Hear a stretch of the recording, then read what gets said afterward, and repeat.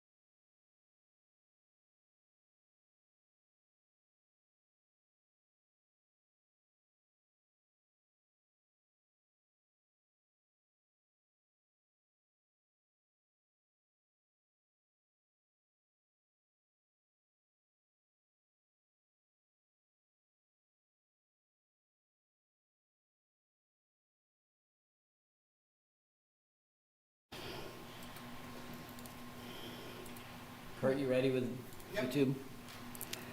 We're ready, Mayor. All right. Oh, Just go ahead. we're good. We have returned from an executive session. We have nothing to report. We will continue the recess until 5:45 when the regular meeting begins.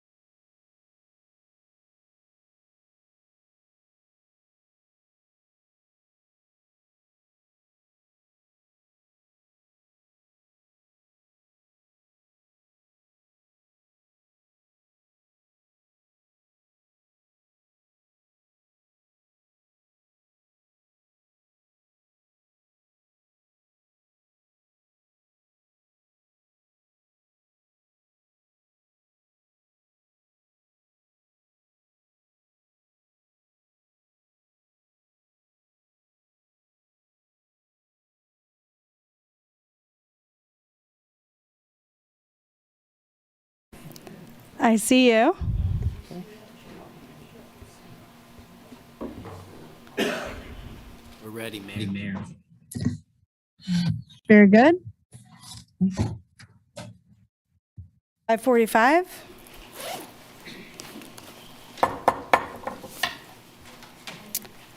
Welcome, everyone, to the Lawrence City Commission meeting for Tuesday, October 18th, 2022. We have had an executive session. We had nothing to report. We've kept the explanation of how the meetings operate for the arrival of the general public, so we will allow Porter to explain some of our ways.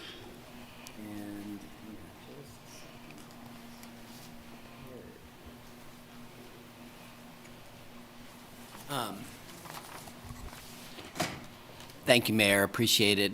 Good evening, everybody. I just want to remind everybody that for this Zoom meeting, it is being broadcast and recorded on YouTube and the city's cable access channel 25. Want to remind people to stay muted unless they are speaking in the meeting. And likewise, if you are not meeting, please keep your video off and only turn your video on when you are participating in the meeting. We reserve the right to turn people's video on or off, or to mute people or turn their video off, just as to avoid distraction during the meeting. And now I'll turn it back to Mayor. Thank you very much. Then I will turn it over to Sherry to explain how public comment generally works.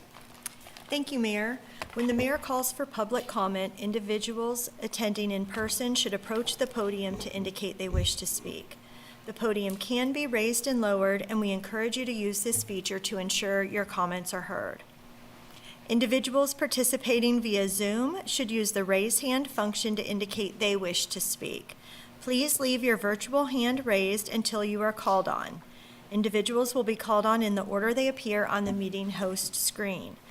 Please state your name before speaking, and all comments will be limited to 3 minutes. Thank you. Thank you. We will move on to the approval of the agenda.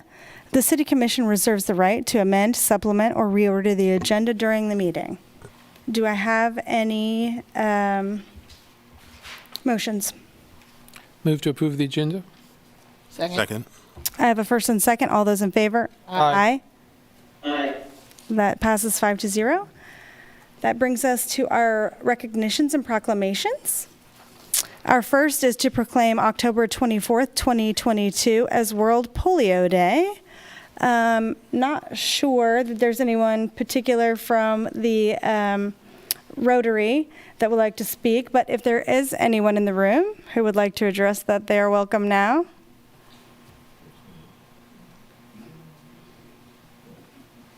Anyone? Okay, well, I will read the proclamation. If you change your mind, we'll hear from you in a moment. Whereas Rotary International, founded on February 23, 1905 in Chicago, Illinois, USA, is the world's first and one of the largest nonprofit service organizations.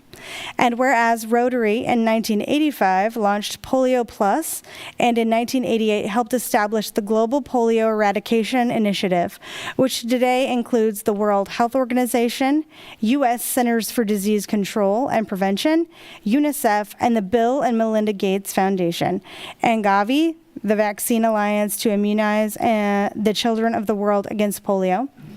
And whereas polio cases have dropped by 99.9% since 1988, and the world stands on the threshold of eradicating the disease. And to date, Rotary has contributed more than $2.6 billion and countless volunteer hours to protecting nearly 3 billion children in 122 countries. And whereas Rotary is working to raise an additional $50 million per year, which would be leveraged for maximum impact by an additional $100 million annually from the Bill and Melinda Gates Foundation. And whereas there are 140 members of the Lawrence Rotary Club, 83 members of the Jayhawk Breakfast Rotary Club, 32 members of the Lawrence Central Rotary Club who have committed their time, talent, and treasure to continue support of the Polio Plus until polio is finally eradicated from the earth. Now therefore I, Courtney Shipley, Mayor of the City of Lawrence, Kansas, do hereby proclaim October 24th, 2022 as World Polio Day and encourage all citizens to participate in this observance.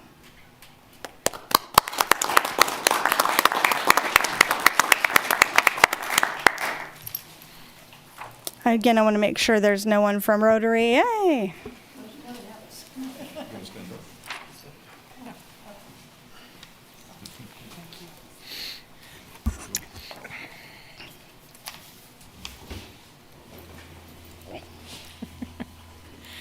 There are several Rotarians in the room, including not all of us who are beyond this line. So I'm representing all of us, 1.2 million Rotarians around the world who have been in this fight for the years that the proclamation mentions, and to just say what an honor it has been for all of us to help eradicate this disease, and to invite anyone, whether or not you're in Rotary, to join us. If you'd like to learn how to participate in that, you can contact any of the clubs in Lawrence.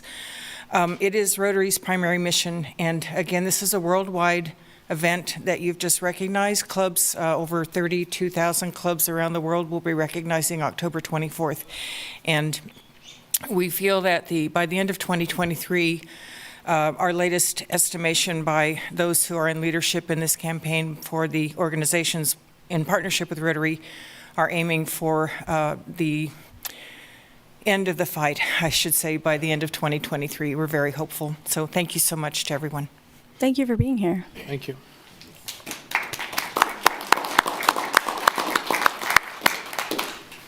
Yeah, good point.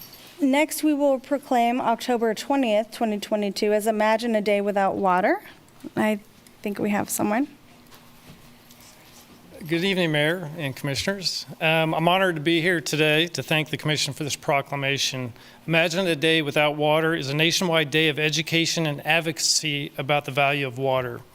It is the responsibility of the Municipal Services and Operation Department to operate and maintain our 2 water treatment and 2 wastewater plants, along with the distribution and collection system and environmental laboratory. It is our job for the community not to have to think about the importance of what we do. By having constant, reliable service when they turn on the tap, run the dishwasher, turn on the shower, it takes a considerable effort and energy and resources to constantly treat and deliver safe drinking water and collect and treat wastewater. But the most important aspect to this is the dedication and hard work by our staff for this critical service. Our plants are opened 24 hours a day, 7 days a week, and staffed during that entire time. We also respond to line breaks and maintenance at all hours of the night to ensure no one connected to our system ever experiences a day without water. We have about 120 MSO employees that have a role in this, and I would like to thank them in all that they do for our community. As we look forward, we cannot ignore the disasters other communities have experienced that have impacted their access to safe and clean water services. Our eye is always looking forward on how we could be more resilient, considering our infrastructure is aging, with our oldest plant over 100 years old. This requires proactive and thoughtful planning and budgeting. We must ensure we protect our source water and maintain our systems to serve future generations while also being prepared for continuing operations for unseen emergencies or natural disasters. On Zoom tonight is Josh Taves, our water quality lab manager. He and his staff have a critical role in what the laboratory does with the monitoring our water quality and ensuring we meet our regulatory obligations. Also be on the lookout for a great video from our communication staff in the next few days that's going to provide a great overview of our water system from the source through the treatment system to the tap and back to the wastewater system and to the river. Again, thank you for this proclamation, which coincidentally is occurring on the 50th birthday of the Clean Water Act. And I failed to introduce myself. I'm Trevor Flynn, our Assistant Director for Municipal Services and Operation. Thank you, Trevor. Since you remarked on Josh, I want to make sure he doesn't have anything to say. Are you good? Josh. Hi, I'm great. I just wanted to thank everyone for the support, and we enjoy being able to do what we do and provide clean water for the community.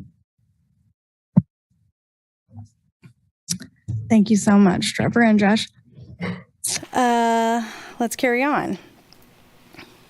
Whereas October 20th has been declared as Imagine a Day Without Water across the United States, and whereas for years we have seen communities lack access to safe drinking water and clean sanitation, The crises in Flint, Michigan, Jackson, Mississippi, and other impacted areas illustrate a severe impact of what can happen to the health and well-being of a community without equitable access to safe drinking water. And whereas variations in weather patterns and the impacts of climate change are causing widespread drought and flooding conditions in regions throughout the United States, putting increased pressure on ill-equipped and ill-prepared water systems. And whereas water supply access is an ongoing issue across the western United States, including water resources in the state of Kansas, like Kansas River, and vital resource of water and impacted by pollution, reservoir sedimentation, flood control, and harmful blue-green algae affecting public water suppliers and recreation. And whereas investing in our community's drinking water and wastewater systems with improvements to infrastructure will secure a more resilient future with equitable water access for all. And whereas Imagine a Day Without Water encourages all to highlight the critical importance of reliable access to safe and clean water in our lives and the investment in the infrastructure that is necessary to protect this valuable resource for future generations. And whereas the City of Lawrence recognizes that water access is essential to the quality of life and all individuals and acknowledges the importance of educating the public about the value of water and the importance of our vital water infrastructure. Now, therefore, I, Courtney Shipley, Mayor of the City of Lawrence, do hereby proclaim October 20th, 2022 as Imagine a Day Without Water, and encourage the residents of Lawrence, Kansas to actively learn about community water infrastructure and to use our voices both online and in person to share why water is essential, invaluable, and in need of more investment and to ensure its equitable access across the entire nation.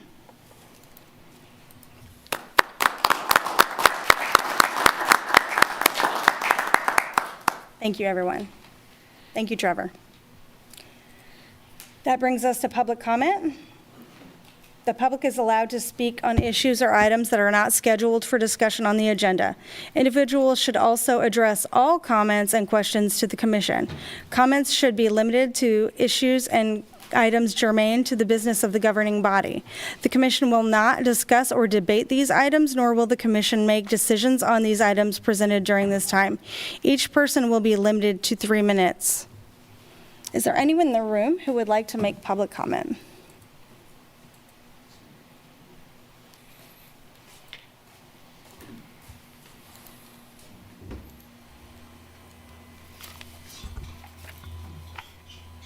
My name's Dr. Justin Spiesa. I'm running for Douglas County Commissioner in District 1 as a Republican candidate. Mayor Shipley, I'm glad to see you're here tonight. I was a little worried you weren't going to be here. I didn't see your gigantic GMC Yukon SUV out in the parking lot. That thing gets, what, 16 miles per gallon? You know, a couple weeks ago, you sat up there and you proclaimed October 2nd to be Lawrence Drive Electric Day. And that proclamation reads, petroleum-fueled vehicles are responsible for over 50% of our local greenhouse gas emissions and are a contributing factor to airborne pollution and climate disruption, threatening the health of our citizens and the sustainability of our planet. You don't really believe that, do you? You drive a car that's the size of a battleship, 16 miles per gallon. So I got a question for you guys here about the mill levy. I think that's germane to your guys' business, right? So on Sunday, LJ World ran an article about the county commissioner candidates and some responses that they have. One of the questions that they asked was, in the wake of the 2023 budget being passed, there's been a lot of conversation about whether there could have been any further tax relief for folks in Douglas County, especially given the county's fund balance savings, which weren't used to lower the mill levy this time around. In the article, a Democrat Commissioner Patrick Kelly said that he noted the county's budget for 2023 actually includes a mill levy decrease of a little more than 1 mil, the equivalent of about $1,783,000 in tax dollars. So I got a couple of questions there. So LJ World's acknowledging that the mill levy didn't actually decrease, but Patrick Kelly's saying that it did decrease. So if it did, in fact, decrease, which it didn't, why did property taxes go up across the board for everyone? The answer is because they proposed 3 and they proposed 4 and approved 3. So they only reduced 1 off their proposal. It didn't actually lower it. So my question is, LJ World, is that misinformation? Hey, Rochelle Valverde, is that Excuse me, misinformation? could you over address there? your comments to the commission? Yeah, so how does that work? So if the mill levy actually went down by 1, why do property taxes go up?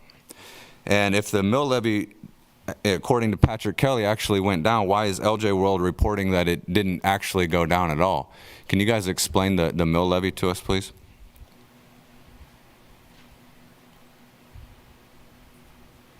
Bart Littlejohn, can you explain it? So I get a lot of smirks like Bart Littlejohn has there from the community when I'm out campaigning. And you can smirk all you want, but if you vote Patrick Kelly and you're in the next year, next 2 years, next 3 years, you're going to be sitting around wondering how you're going to afford to pay your rent, how to pay your mortgage as your property taxes keep going up each year. I've got proposals, serious solutions on how to decrease that and actually refund your money. Is there any other public comment in the room?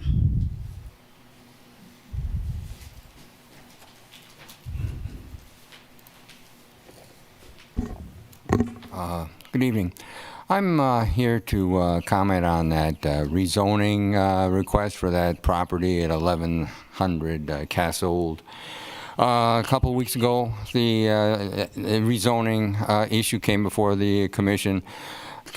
Commissioner Shipley, Commissioner Sellers voted no on the rezoning, which was great news to the public that was present and all the petitioners who weren't present, but who had their hopes, aspirations, whatever, tied up in a request that the zoning on that property remained single family, RS7. But we had 3 commissioners that voted to rezone. And the big reason that they gave was Plan 2040. So they all hid behind Plan 2040, which doesn't say destroy single-family neighborhoods. It says that there's an appropriate place for infill and density. And the mayor had made that very clear that this property was not an appropriate place for the planned density increase that was proposed as part of that rezoning request.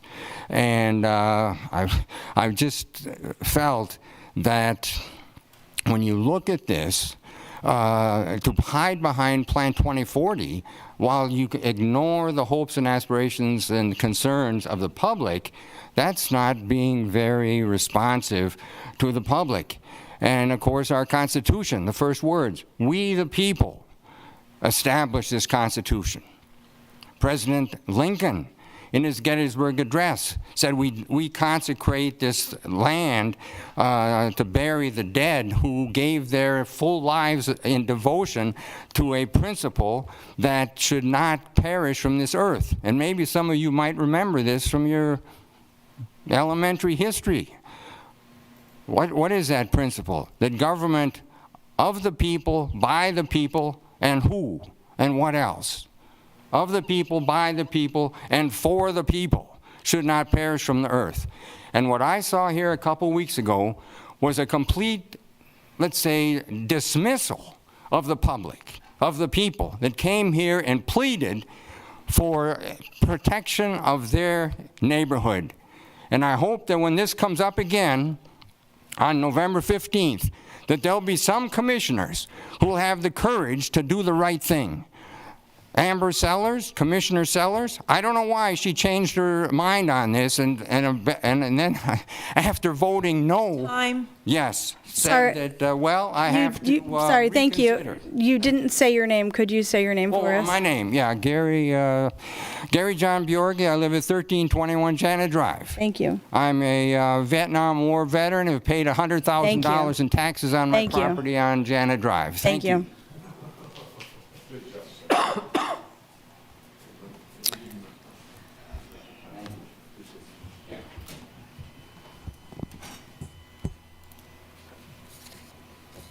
My name's Nicole. I'm addressing all city commissioners, so this will be germane. Former President Obama recently stated that woke Democrats are destroying their party by being buzzkills. Citizens aren't attracted to the angry, buzz-killing woke mob. It baffles me how you don't see that you are buzzkills.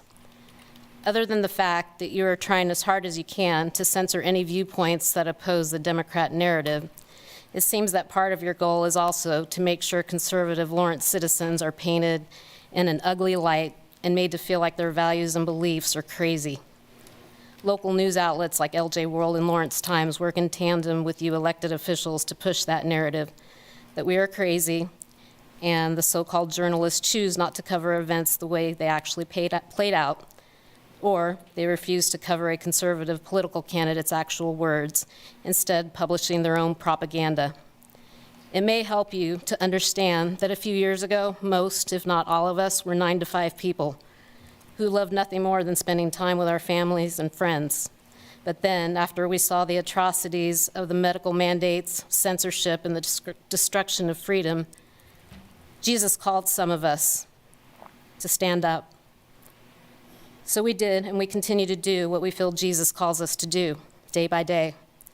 It used to be part of the Democrats' value system to honor and respect each American's religious convictions. I would ask that you look in your hearts and allow us to speak the words our God is calling us to speak. Allowing us 3 minutes to do our best to follow God's will is a small ask and a religious freedom that should not be taken away from any American.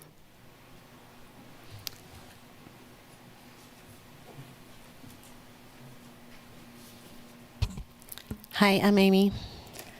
Is that microphone on? I'm a little it's concerned it's green. not very loud. Hello, hello, hello. It's really not very loud, but it's green. Can you hear me now? Just hold 1 second. Let us check. I believe it's working. Is it okay? Okay. All right. Okay. All right. Go ahead. Thank you, Amy. We have flags up and down our streets about inclusion and acceptance and everyone being treated the same, but we're all not. The working class have to take care of the unworking class, and at your say-so, if you got 2 good hands and 2 good feet, you can work. Stop giving so many handouts, and maybe some of these businesses, small and big, will be able to get some help.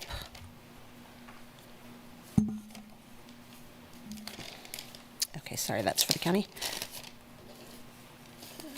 Amber, did you want to participate in public comments? Thank you. Any other general public comment? It's not just us, Amy. She ignored the older guy, too. It's kind of messed up the way commissioners just ignore the public when they come in here and work on other stuff. But I do find it a little invigorating when I see an older guy come in and tell you that you're ignoring his stuff, too. Because you guys keep ignoring stuff somehow. And now you got officers that unleash 17 rounds on a guy without clearing the neighbor's duplex. Gonna keep ignoring it? You guys keep buying everything the police tell you. I can't do any more here, right? I can't do any more here. But I'm going to do some things in November next year.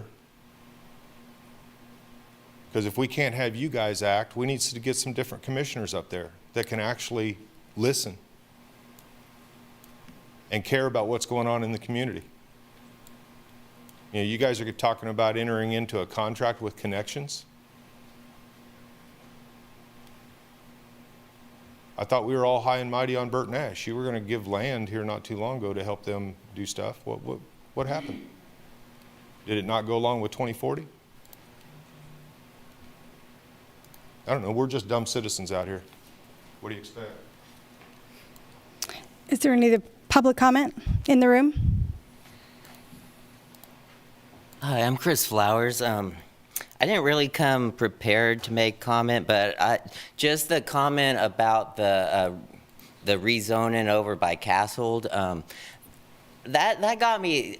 I've been thinking about that, and then I kind of remembered when there was that the tower near, I think, Stratford, where I think you're replacing the water tower. I kind of forget, but basically, when it came up, I called out Lisa Larson that should she refrain from voting because she was in the neighborhood and it affects her. But that got me thinking, what about this Castle rezoning? Didn't the mayor specifically say that it could affect her property values?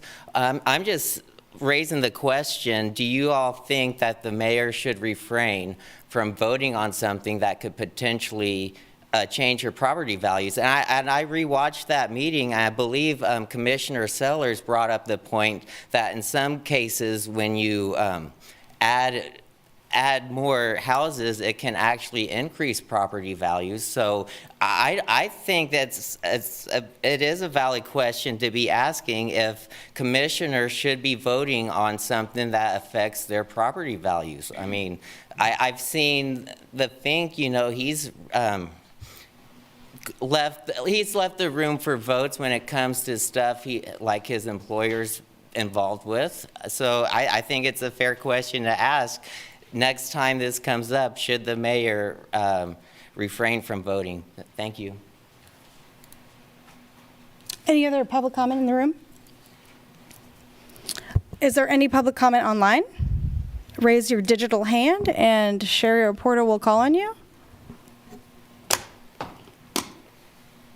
There's no additional comments, Mayor. Okay. Oh, wait, I'm sorry. Monica Dittmer. Oh, excellent. Yes, thank you. Sorry, I was a little slow finding my digital hand. Good evening. My name is Monica Dittmer. I'm proud to be the director for your Boys and Girls Club here in Lawrence. Thank you, Mayor and Commissioners, for allowing me an opportunity to speak with you all. The Boys and Girls Club Lawrence supports a tobacco-free community because one of the club's long-term goals is healthy futures for healthy youth. I understand there's been some discussion at this level pertaining to tobacco use and licensing within Lawrence, so I thought Monica. We're going to discuss that later. I know you're in general public comment. If you could stay on with us until we get to that item, I would be eternally grateful. Will do. Thank you. Thank you so much. And double check, there's no other public comment in the room or online? No, Mayor. Good. Let's move on to the consent agenda. All matters listed on the consent agenda are considered under one motion and will be approved in one motion. There will be no separate discussion on those items. If discussion is desired, that item will be removed from the consent agenda and will be considered separately. Members of the public wishing to speak to an item that has been pulled off the consent agenda will be limited to 3 minutes for comments. Commissioners, is there anything you would like to see removed from the consent agenda?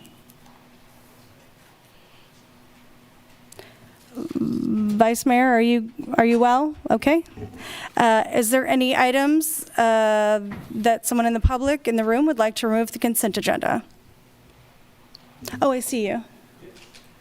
Item E7H. E7H. Okay, thank you. E4E. Anything else in the room? Is there anyone online who would like to remove something from the consent agenda? Again, raise your digital hand.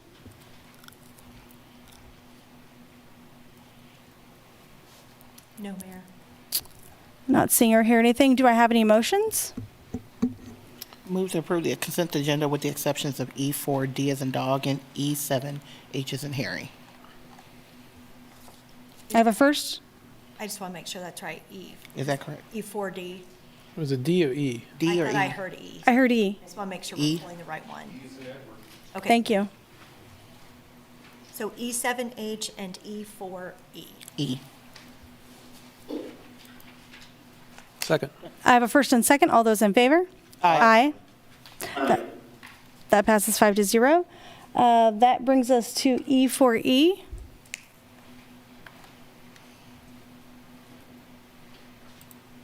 So I wanted to pull a couple others off here because you guys are actually approving quite a bit of stuff, amended, redone stuff, several $1 million on different things. But it's focusing on E4E. I'm kind of curious why we're spending over 4% of the grant money to decide how to spend the grant money. And why don't we have expert financial people in our city finance office that know the city and know the needs of the city, can't figure this out and save us the $70,000? Because that's, my gosh, that's almost a quarter of what you guys tried to take from Prairie Park right there, just thrown away. I thought we had these, we have high dollar, $100,000 a year city employees that are in finance, more than 100,000 that are in finance, that should be able to figure out how to locally spend grant money. They apply for grants on a regular basis, and they have to identify how they're going to spend that money when they apply for those grants. So you guys spending 4% of that money, which is $70,000, more than 4% actually, it's closer to 4.5%, just to figure out how to spend the money. That's asinine. It makes no sense whatsoever, especially in a situation where we're in a budget crunch. Thank you. Let's bring that back to commissioners. Any comments? Yeah, I'd be interested if Danielle or Kate, well, it looks like Danielle's on. Danny, if you want to talk about a little bit more about what this is for. Yes, good evening, commissioners. Danielle Walters with Planning and Development Services. For this particular grant, there are far more stipulations on the allocation plan than what we normally work with our community development block grant and our home grants. This is using a consultant is something that every other entitlement community that receives home has done in our state, including the state of Kansas. It is I would say that as a staff, we would struggle with capacity to be able to fulfill the allocation plan demands. This person will be able to assist us with public meetings, with looking at the 4 qualified populations that this money would be available for. It's our recommendation that we do receive help from that. There'll still be a lot of input from staff on it, but in terms of just the heavy lift of this grant, normally our home allocation gives us 10% for administration, and they actually upped that amount for this particular grant because of the demands of it and the fact that most communities would need to use a consultant to carry out the allocation plan. So I hope that answers your question. I'm happy to answer any other one. And just so I understand, which I think I do, that it's because of the requirements put on by home and all through the federal government, the things you have to do to qualify for these allocations, and before they grant you that money to disperse, you have to follow certain things. That's what this consultant's going to be doing to help us follow those federal regulations. This is Danny Walters. That is correct. They will be assisting us with all elements of creating the allocation plan and also the submittal to HUD. They will assist us with the presentation to the governing body about what our allocation plan recommendations are. And they will do any follow-up with HUD if there's any problem with the submission. So, yes. Thank you, Danny. Any other questions? Let's make sure there's no public comment on this item. Hi, this is Chris Flowers. I just have a quick comment. If about all the other communities in Kansas have to get a consultant to figure out how they can spend the money, I mean, this just seems like it's a bigger problem. Like, why should communities have to get a consultant to figure out how to meet the government's demand? I'm not blaming the city in this. I'm just saying it sounds like it's just kind of BS. It sounds like to me that all these communities are going to be losing money they could be using to help themselves. Instead, they're having to spend it on a consultant. So, thank you. Thank you, Chris. Any other comments in the room? Let's make sure there's no one online.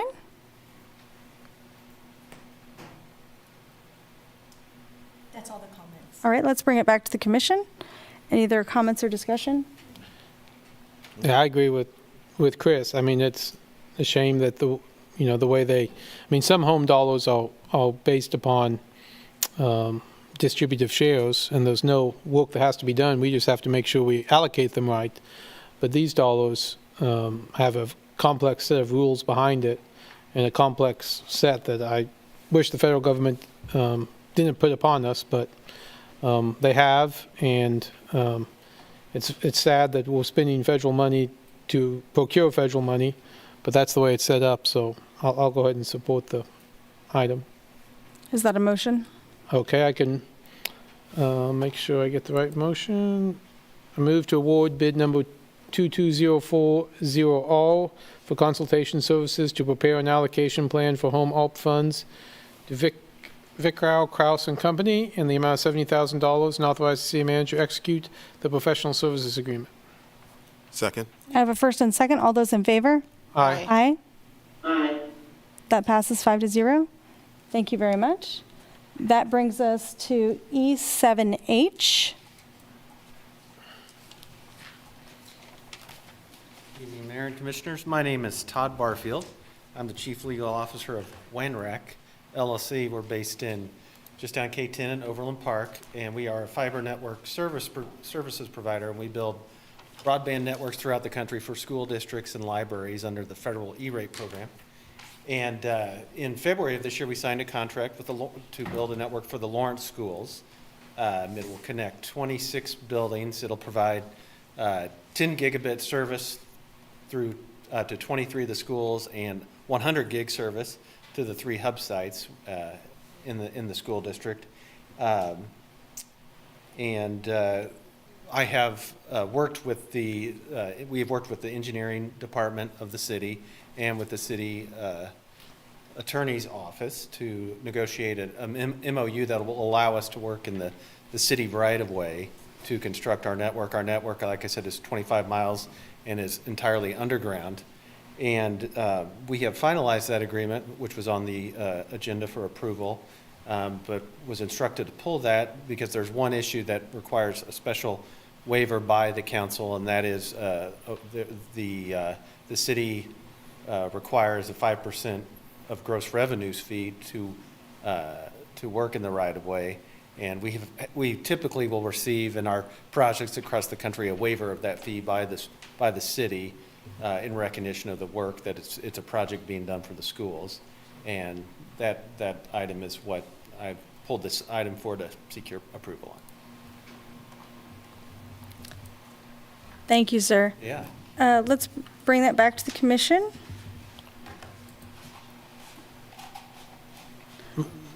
Maybe Randy has, I think this was his item, a comment?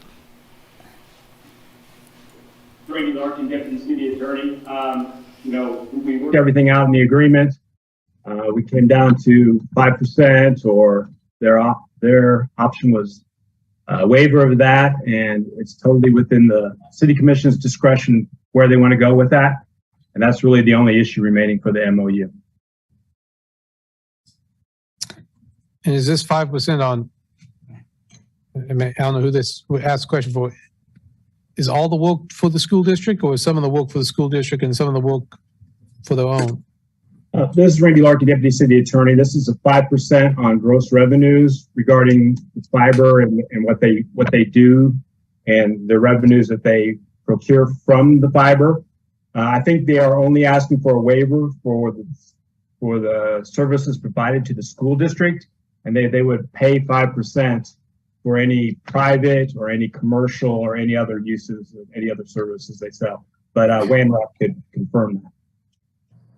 Yes, that's correct, Randy.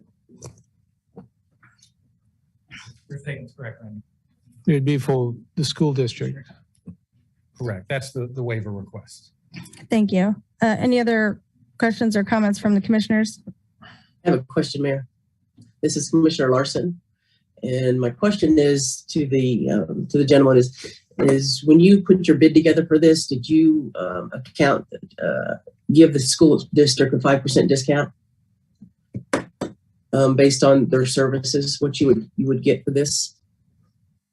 We gave a significant discount greater than 5% to obtain this contract, yes. Okay, thank you. Any other commissioner questions? Maybe I'll ask that question a different way. Yeah. Is this with the 5%, I mean, is the school district directly paying the 5%, whether or not we waive this, or It would be an additional charge under the agreement. you would charge the 5% to the school district? Yes, be included, a pass-through. The pass-through to the school district. And have we heard from the school district on this? Yeah. Randy, have we heard from the school district on this? This is Randy Larkin. Just Randy Larkin, Deputy City Attorney. I have not heard anything from the school district. I'm not aware that there's been any communications regarding this with the school district. This was negotiations between WANRAC and the city. Any other questions from commissioners? Let's go to public comment. Is there any public comment on this item? Seems to me you guys were caught off guard with this, and I'd suggest that you push it and talk about it before you vote tonight. Any other public comment? Any public comment online? No, Mayor. Thank you. I don't know how other commissioners feel. I'm about to find out. I put out to a certain extent that we shouldn't be having this on a regular agenda item if it's this complicated or requires this much conversation. Maybe the city manager would like to respond to that. We could definitely bring it back at the next time and reach out to the school district to engage them on an opinion on this. I don't want to put you in that spot not having heard from my commissioners. Oh, I agree. Okay. I would definitely feel more comfortable with the school district. It seems as if we may now have somebody in the audience that's from the school district. Oh, please. I'm David Fineri. I'm the IT director for the school district. Okay. And so I'm not exactly sure the question you're asking me, but feel free to. Well, I guess the question is if we don't approve this, is the school district paying money from the school district budget to the city to cover this, or is this already built into the fee? Is it a pass-through to you? It would be a pass-through through us, but it's not part of the contract at this time. Okay? So it would be to our advantage if it was waived, because that way we wouldn't have to come up with a 5% pass-through from WANRAC. Okay? And just to let you know, yes, WANRAC did come in well under on bid compared to the others. So they are treating us well on that. Mm-hmm. Any other questions? And Commissioner, this is Randy Larkin, Deputy City Attorney. I just want to let you know this is the only issue, and it will just be a matter of adding one clause or no clause. The City Attorney's Office just did not want to do the waiver of its own without bringing that to your attention. And if you wanted to waive it, we have no objections. And if you don't want to waive it or do something differently, we have no objections. But anyway, that's where we are on this agreement. This is Commissioner Larson. I got a question. So if I heard the school district rep correctly, this item is not in their contract. If it's not addressed in their contract, then why would the school be responsible for the 5%? I'll answer that. There is a clause in the contract, not to get too technical, but these types of fees can be passed through to the school district. Okay. It's not specifically called out. Well, I think we bring it back. I mean, I'm generally open to the idea of working with the school district and Randy and Craig, talking to the school district and making sure we're all on the same page, and then bringing that back with your recommendation, but do that on another agenda. Yeah, and I want to be sure that is November and that all the parties realize. City manager, that would be the 1st of November, and that we have capacity for that. Yes, on this matter, we can get it back. Have we given you the direction you need? Well, I think we would want to make a motion to refer the item. Mayor, this is Commissioner Larson. Yes, Vice Mayor? Yeah, I would like to also know what the financial impact would be for us if we did waive this 5%. Okay. Yeah. Okay, thank you. You had a statement or question? Just a statement. From the school district perspective, I mean, just looking at lead time and working the processes, as you guys know, pushing it would push us farther out for getting this set up for schools. We have other contracts that we're closing down behind it. So I would ask that you would consider that at least. So Our next available opportunity would be November 1st. okay. Staff? Okay. Yes, we can make that happen. Any other questions? I want to make sure we have everything clear for staff to make that happen on the 1st. Yes. Sherry, did you want a motion from us? Yeah, I think So I'd- you would move to defer it to the November 1 meeting. That would be great. I'd move to defer item what was that? E7H. Thank you, E7H to the November 1st meeting. Second. I have a first and second. All those in favor? Aye. Aye. That passes 5-0. Thank you, everyone. Thank you, the school district, for sending someone. That brings us to our regular agenda items. We will receive a report on the 2022 Community Satisfaction Survey results. Good evening, Mayor and Commissioners. My name is Porter Arneal, Director of Communications and Creative Resources. The city entered into an agreement with the ETC Institute to provide a community survey in 2022. This survey is a statistically significant metric to assess satisfaction with the quality of city services. This is the 5th community survey administered by the city and was tailored in part to provide additional benchmark data and updates to progress indicators in the strategic plan. Similar surveys were administered in 2007, 2011, 2015, and 2019, and all community satisfaction survey results are available on the city's webpage. Surveys were mailed to a random sample of households in Lawrence. Households that received the survey were given the option of returning the survey by mail or completing online. A total of 857 households completed the survey. For 2022, ETC Institute also implemented oversampling of demographic groups in the city. This involved oversampling minority groups, residents of Lawrence who identify as Black or African American, American Indian, and Alaskan Native, Asian, and Hispanic Latino, to ensure the completion of a statistically valid number of surveys beyond the number expected based on census data, given the group's relative portion of the city's population. This provides the opportunity for the city to run statistically significant cross-tabulations of key demographic groups. In addition to providing further data related to effective governance professional administration, the survey will provide data related to the 6 commitment and 5 outcome areas in the strategic plan. Before I introduce Ryan Murray of ETC Institute to provide his presentation, I want to say thank you to all of the more than 1,100 people who participated in the survey. We know that this takes time, and we really appreciate everybody's effort and willingness to help us on this important survey. It gives us a lot of good information. And now I'll turn the podium over to Ryan Murray, Assistant Director of Community Research at ETC Institute. Sorry, I'm getting in your way here. There we go. And yeah, if you just share that when you're ready. All righty.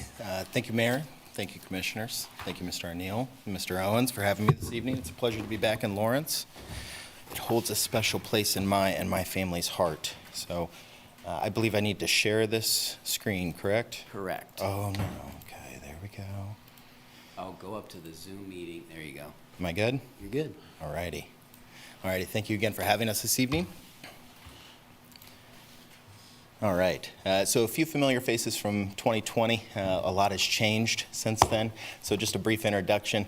Mr. Arneal already introduced our firm briefly. We're based in Olathe, Kansas. We've been there about 40 years.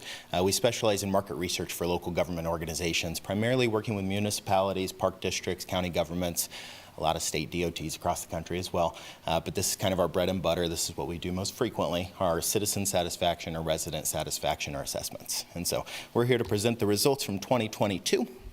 The agenda for tonight is purpose, methodology, and demographics. We'll just briefly discuss those. I'll go through some of the major findings. We'll summarize, and then I'll be free for any questions afterwards. So the purpose of this survey, as in years past, is really an objective assessment of primary city services or core city services. We also measured trends from previous surveys. That helps you kind of get an understanding of where you've been, where you're going, and where you could potentially be. We also wanted to measure your performance against other communities nationwide. More so, we want to use our KC Metro average, which is really the most aggressive or most robust average of communities that we have.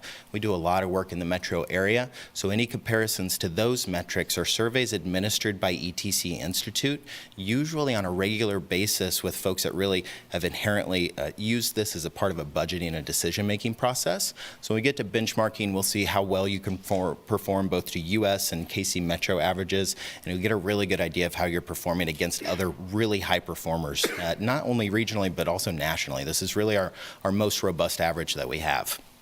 Beyond that, the design of the survey was done in such a way to develop priorities for improvement. That's our important satisfaction analysis. I'm sure you've all reviewed that or seen the report or from last year. From 2020.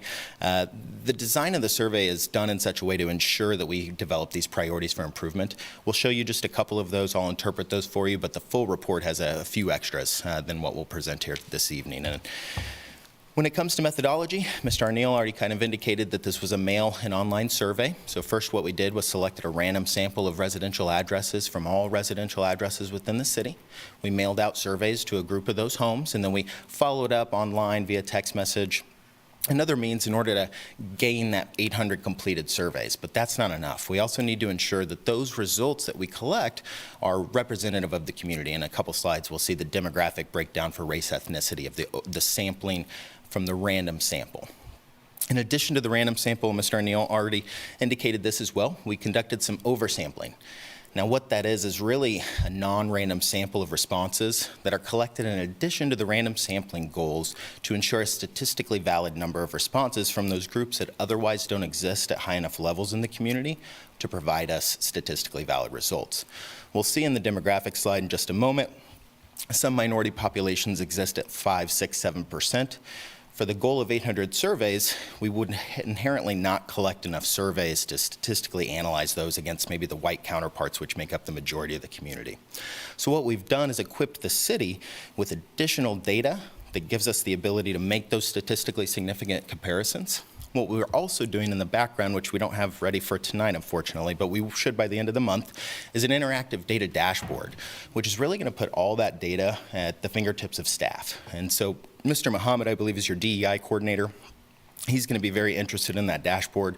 And our plan at ETC Institute is to work closely with staff to interpret, analyze, discuss those results, and then I'd be happy to make another presentation at either a work session or another council presentation to ensure everybody has those questions that we need to have answered at that point. Tonight we're focusing on the random sampling results, so the 857 completed surveys from the random sample of residents, which basically indicate the overall views and perceptions of Lawrence residents. And so tonight there won't be any discussion really in these results on oversampling. The city staff has really only had that about 2 weeks, so we're trying to get that incorporated into a dashboard that will develop, submit to staff, and then walk them through that process and answer any additional questions on the oversampling. I just want to make sure we touched on the oversampling tonight.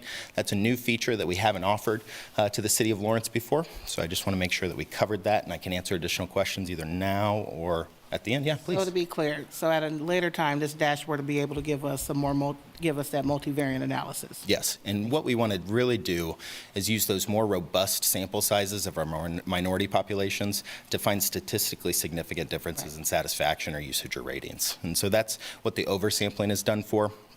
We do this in other communities across the country, and usually it's that DEI coordinator that will help internalize that data at a city level, use that, dig in, pick at it. And what that data is best at doing is answering questions that staff or council has or commissioners have about the results, and specifically about those communities that often go underrepresented in our overall research, which is most frequently the case in random sampling. So this is also sorry, I got way off here. So we talked about the mail and online random sample to the city based on online administration, which was a majority of our surveys. Took about 15 or 20 minutes for most folks to complete, so a thoughtful exercise that required a good amount of time for really no incentive other than helping the community. As Porter mentioned, or excuse me, Mr. Arneal mentioned, goal was 800. We exceeded that goal again. We did as well in 2020 by 57 surveys. Now, we've been in business for about 40 years. When we go to sample a community, and a community that we know well, our goal is to hit that 800. So to see the extra surveys being completed just goes to show how invested folks really are here in the community. The oversampling took a little bit longer, but that's because the groups that we were targeting are those groups that exist at smaller levels in Lawrence, and it's just really tough to kind of pick in and get those results back. But we were able to accomplish those goals as well, and we have about 75 to 100 surveys for all of those minority groups when you group the random sampling with the non-random sampling or the oversampling. The overall results for the discussion for this evening of 857 results gives us a margin of error of about 3.3% at the 95% level of confidence, which basically means 95 out of 100 times we get 857 surveys, we're going to see these same results plus or minus our margin of error of about 3.3%. When we look at our demographics of our random sample, they closely mirror those census numbers. As you can see, census is the first grouping. Out to the right is our survey sample. We've over-sampled on a couple groups, just barely, a survey or two in a couple of those categories, but for the most part, those random sampled results accurately reflect the city of Lawrence here. We also want to make sure not only are the demographics associated with the survey matching the community, we also want to make sure those survey responses are found within every aspect of the community. We don't want to undersample particular areas of the community. We know that some areas are more likely to respond or could potentially be more likely to respond. So it's our job to ensure that we have good coverage or good distribution of responses from residents throughout the city of Lawrence, which we achieved. When we talk about the bottom line up front, we'll go through two slides here. About 90% of residents are satisfied with the city as a place to live, compared to only 4 respondents that gave us a dissatisfied or indicated that they weren't satisfied with Lawrence as a place to live, which is an astounding ratio when we start to look at that and break that down. Another 3/4 or so indicated that they're satisfied with the overall quality of city services. So overall, residents continue to have a very positive perception of the city of Lawrence and the delivery of those key services that were assessed in the survey. You continue to set the standard for the delivery of services in key areas, and talking back to that KC Metro average, you really beat that Metro average in a number of key areas, but you also were well above the U.S. average in a majority of the areas that we were able to assess, 44 of the 53. Now, not quite a majority when we talk about KC Metro average, but again, those are high-performing organizations that have internalized this type of exercise in their city government, and they utilize these results on a regular basis, and they're striving to be the best as well in their own categories. So that's a really tough metric, but to beat that item in just about half of those areas, it's a really successful exercise here. When we talk about trends, it's a mixed bag. It's not as bad as we've seen in other communities from 2020 to 2022, but you saw increases in about 1/3 of the areas, 31 out of 107 between 2019 and 2022. Now, the 2019 survey was kind of administered towards the end of the year. We presented just after the first of the year in 2020. I think this was my second to last live presentation I did for about a year and a half.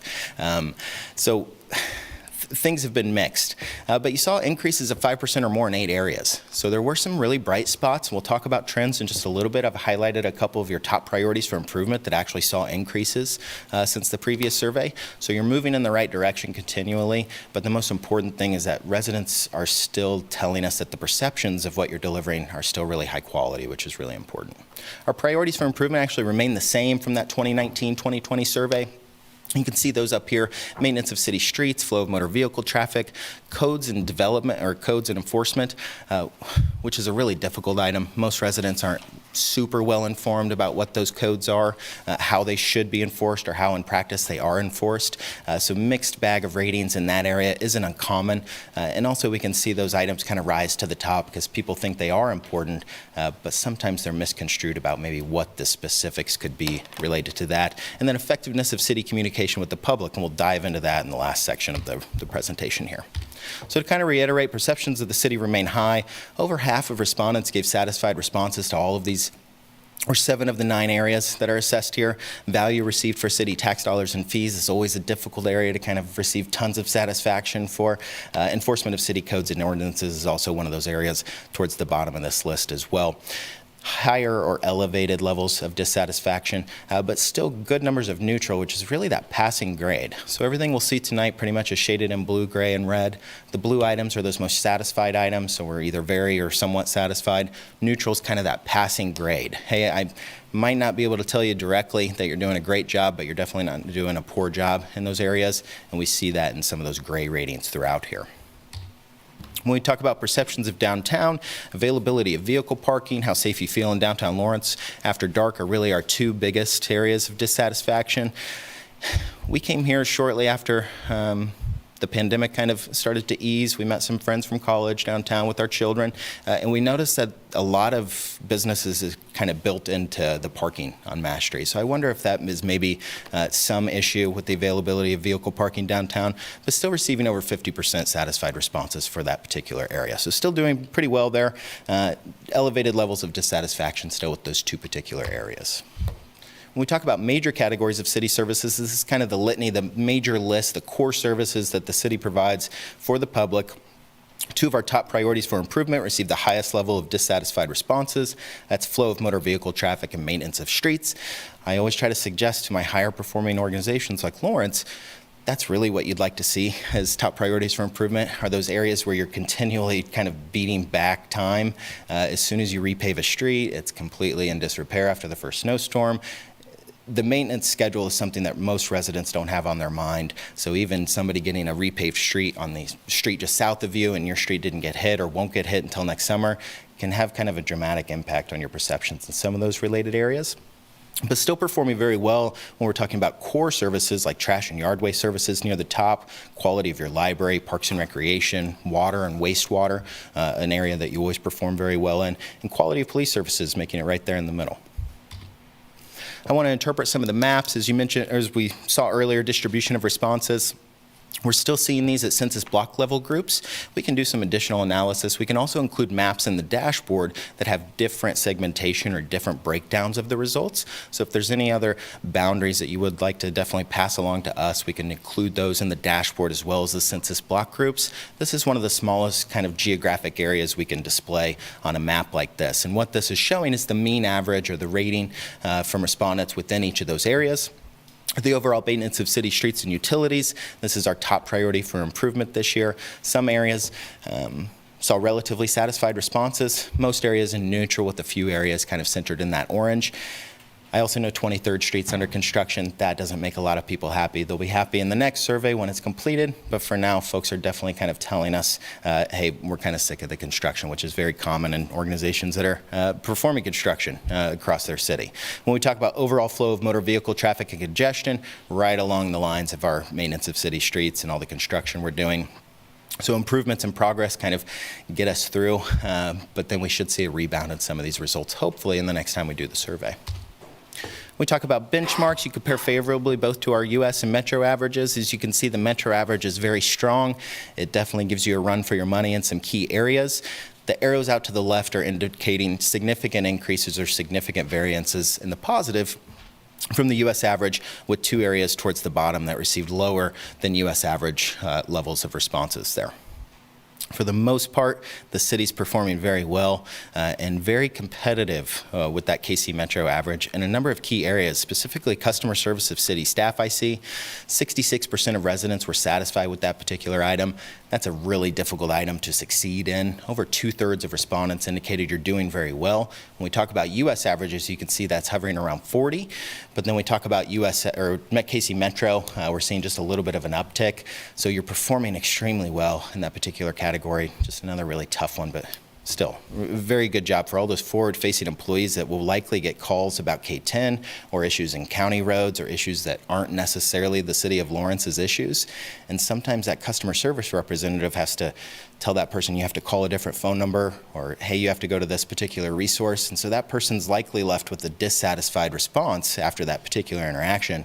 But city staff, as you can see in these results, are doing an excellent job trying to beat that back or combat that. And we talk about perceptions of your city, overall quality of services, image, value received for tax dollars. On the first 2, right along the lines of those KC Metro averages. And when we talk about value received for city tax dollars and fees, below the KC Metro average, but 10 points, 11 points above the U.S. average for that particular rating, which is fantastic.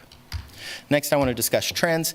There's a lot of trends. I think there were over 100 items that we were able to compare. I could have taken you through the list of all the charts that are in the report. I wanted to talk about notable short-term and long-term increases and decreases here. The notable ones for me are those highlighted items or those bolded items. That's traffic signal coordination, overall flow of motor vehicle traffic. Those are the two areas that you performed in a pretty good light, but it was really important to residents that you continue to work on that. It shows in the survey that you worked on it, you addressed those issues, and you've improved those ratings over the last couple of years, which has been difficult. Short-term decreases, quality of police services. I wanted to just touch on that briefly. That's kind of a trend we've seen nationally. Some communities have kind of skipped that trend, but a vast majority of what we're seeing, and even in the U.S. benchmarks, we're seeing a pretty significant decrease in the quality of police services, or at least those ratings nationwide. When we talk about longer-term trends, we're seeing east-west travel in Lawrence bumping up the list, which is interesting given the construction on 23rd Street. I'm not exactly sure when that began, but that's very interesting. Long-term decreases, some of that outdoor aquatic facilities, some of those recreation decreases that you might see in the trends, you should think back to when we close things down, how long things have been opened, if we're able to staff some of those facilities, or what some of those internal problems we might be dealing with there are really important. Priorities for investment. So we've already seen our overall quality of services and the satisfaction for those particular areas. It's not enough just to understand satisfaction. For areas of low satisfaction, we could dramatically improve service delivery in those areas. We still might not see the needle move in terms of overall quality of services. So what we need to do is also understand the emphasis or the importance that residents also place on those items. So we want to mostly focus on items that are below average satisfaction, above average importance. By doing so, we should begin to move the needle in other key statistic areas of those particular areas. For example, overall maintenance of city streets and utilities receives some of the lowest levels of satisfaction, highest level of importance. Major moves in that particular area could have a dramatic impact on not only overall perceptions of key city services, but also those public work specific areas as well. Along with overall maintenance of city streets, flow of motor vehicle traffic, overall quality of planning and code enforcement, and effectiveness of city communication with the public are all top or high priorities for improvement. Now, these are displayed just slightly differently in the report. I like to provide just a little bit more insight on this. The item at the top, highlighted in that brighter pink or red color, that's the item that's of most importance. Also received some of the lower levels of satisfaction out of the 12 items. It was 12th on the list at 30%. That's the item that we can definitely try to move the needle on to improve overall or general satisfaction. But the three items right below that are also going to have a major impact on overall satisfaction if we're able to move the needle there. Quality of police services, while not a high priority for improvement, in fact, in your report it'll be listed as a low priority, but if we don't get out in front of it, start to communicate with residents what we're doing to ensure the safety of folks downtown, what we're doing to ensure parking enforcement and other particular areas that received higher levels of dissatisfaction throughout the survey related to parking enforcement, police services, if we begin to combat those with communication and outreach as to what we're doing, we have a shot at making sure that area kind of remains lower in importance, higher in satisfaction, and stays out of our top priorities for improvements. Now, I harp on communication because there's not a lot that most residents know what we're doing to prevent crime in the city, and that's one of our metrics on the survey, city's efforts to prevent crime. But we can definitely use some of those most used or most frequently effective communication sources to let folks know what we're doing. Here's what we're doing to combat this, here's what we're doing to address this particular issue, and we can move the needle on some of these items just by informing our residents as to some of those items that we're working on. We've also delivered a matrix. It's basically the same information that you're seeing here in matrix form. Bottom right are those areas that you should focus on most urgently in order to improve their satisfaction. Items top right, continued emphasis, you're doing pretty well. Above average satisfaction is just above average importance as well.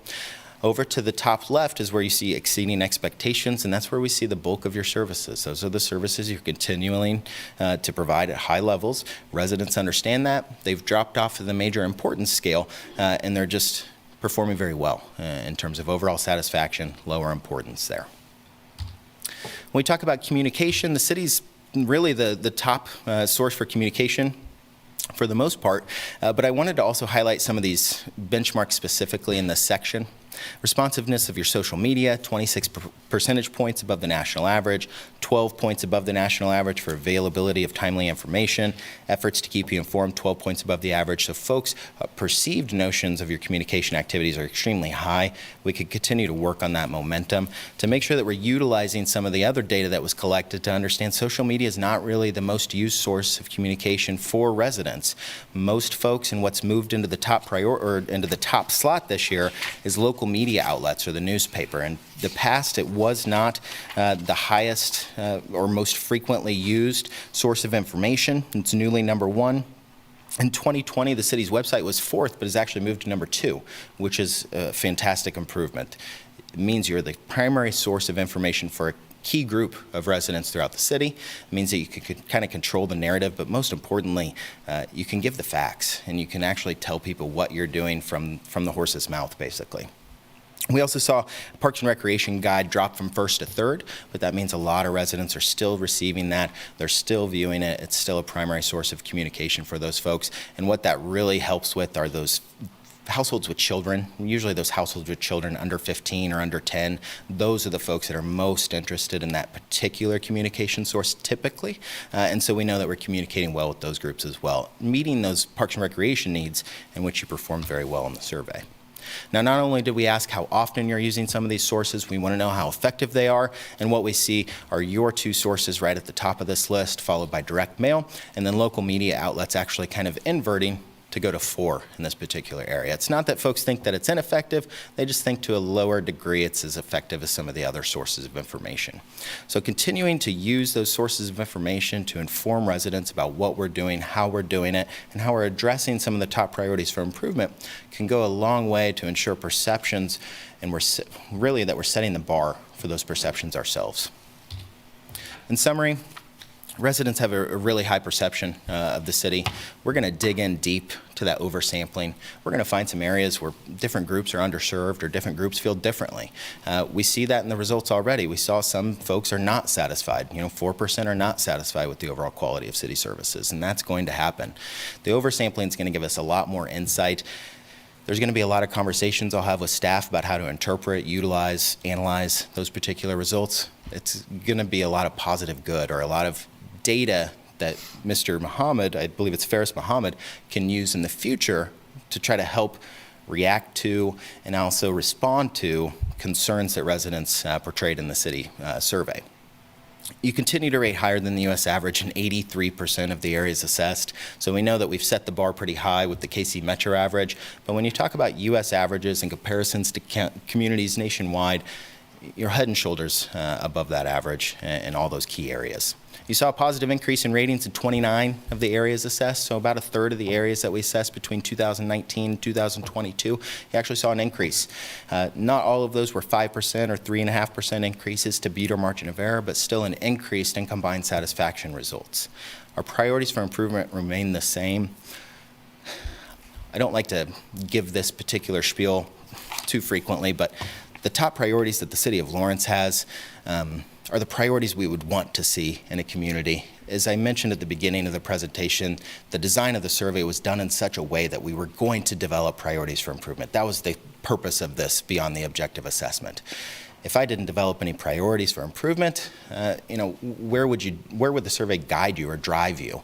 Now, these areas are all areas where high-performing communities across the country see these as top priorities. This is what we see most commonly across the Kansas City Metro, is that maintenance of city streets and flow of traffic. So in terms of top priorities for improvement, you're right there with the best of them in terms of these particular issues. It sounds like the city's made some strides, because when we look at short-term trends, 1922, we saw an improvement in those top 2 areas that are at this list here. And with that, I'll open it up to any questions and make sure that we get anything answered. And anything I can't answer tonight, I have the report with me, but anything I can't specifically answer tonight correctly, I'll take that back and send Mr. Arneal an email, make sure we get you your response. Thank you so much, Ryan. Thank you. Stunned silence. Is there any questions or comments from commissioners? When we're able to dial down in the future, I'm just curious as well but I kind of figured we would be able to. Would we be able to dial down to cities of similar size and just kind of match up similar demographics so that we can kind of truly see not just the metro, but specifically city versus city, like, you know, kind of how we're doing? Yeah. So similar population and demographic sizes. What we've done in the past, I believe, was provided, to the best of our ability, Big 12 average. Not all of the schools in the Big 12 are similar to Lawrence, but there's a number of them that are in our database. And I'll definitely work with Mr. O'Neill to pull some of that together. We'll basically duplicate the benchmarking charts with that new bar there, so you can see those separately. Awesome. Thank you. Other questions? Vice Mayor? No, I'm good. Thank you. Okay. Commissioner, you want me to do Public comment? public comment and let you cogitate? Okay, is there any, thank you, Ryan, again. Yeah, thank you. We'll do public comment here, and then we might have some more questions for you. Great. I'll hang tight. Is there any public comment on this item in the room? Hi, this is Chris Flowers, and I would just like to point out, I think one of the major areas, or one of the areas we should be looking at is the flow of motor vehicle traffic and congestion management. And it seemed that, I mean, that was one of the ones in the 2019. And I just want to point out, I brought this up before. And I think we should be keeping this in mind when it comes to the OWL traffic barriers. I mean, I think this is showing that people are against that kind of stuff, because it makes it worse for traveling. It's going to add more congestion onto 9th. And also, I also want to point out something else, that when it comes to the increased satisfaction with east to west travel, I'm pretty sure that's directly related to the traffic signal coordination we did on 23rd Street. I supported what we did, and I've noticed a change, and I'm very satisfied with the changes that have been made on 23rd. Like, except at night, I think we need to do a better job, because at night, it just, as soon as someone comes up to 23rd off like Lawrence Avenue or Crossgate, the light changes. And there's times when I'm going out to like Crossgate Drive from where I work, and I get stuck at every single light. And this is at like 10 o'clock at night. And we can definitely be doing a better job on that, because we have in the past. In the past, we had it where it would blink red for the minor people, so they'd have to stop and wait for what's going on 23rd. And I would like to go back to that, but I'd also be okay if we just made the stoplight not turn green right away, but wait, because some of these people, they're just turning right and they don't even need a stoplight, and it stops people going, like if they're trying to turn right and I'm going this way, I have to stop just when there's no traffic coming for them to turn right. And it's more stop and go driving. I think it'd be it'd just be better if we did something at night, because it's gotten worse at night, but during the day it's a lot better. So thank you. Thank you. Any other public comment in the room? Any public comment online? You can raise your digital hand.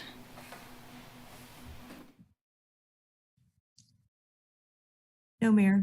Great, let's bring this back to the commission. Any further, thank you.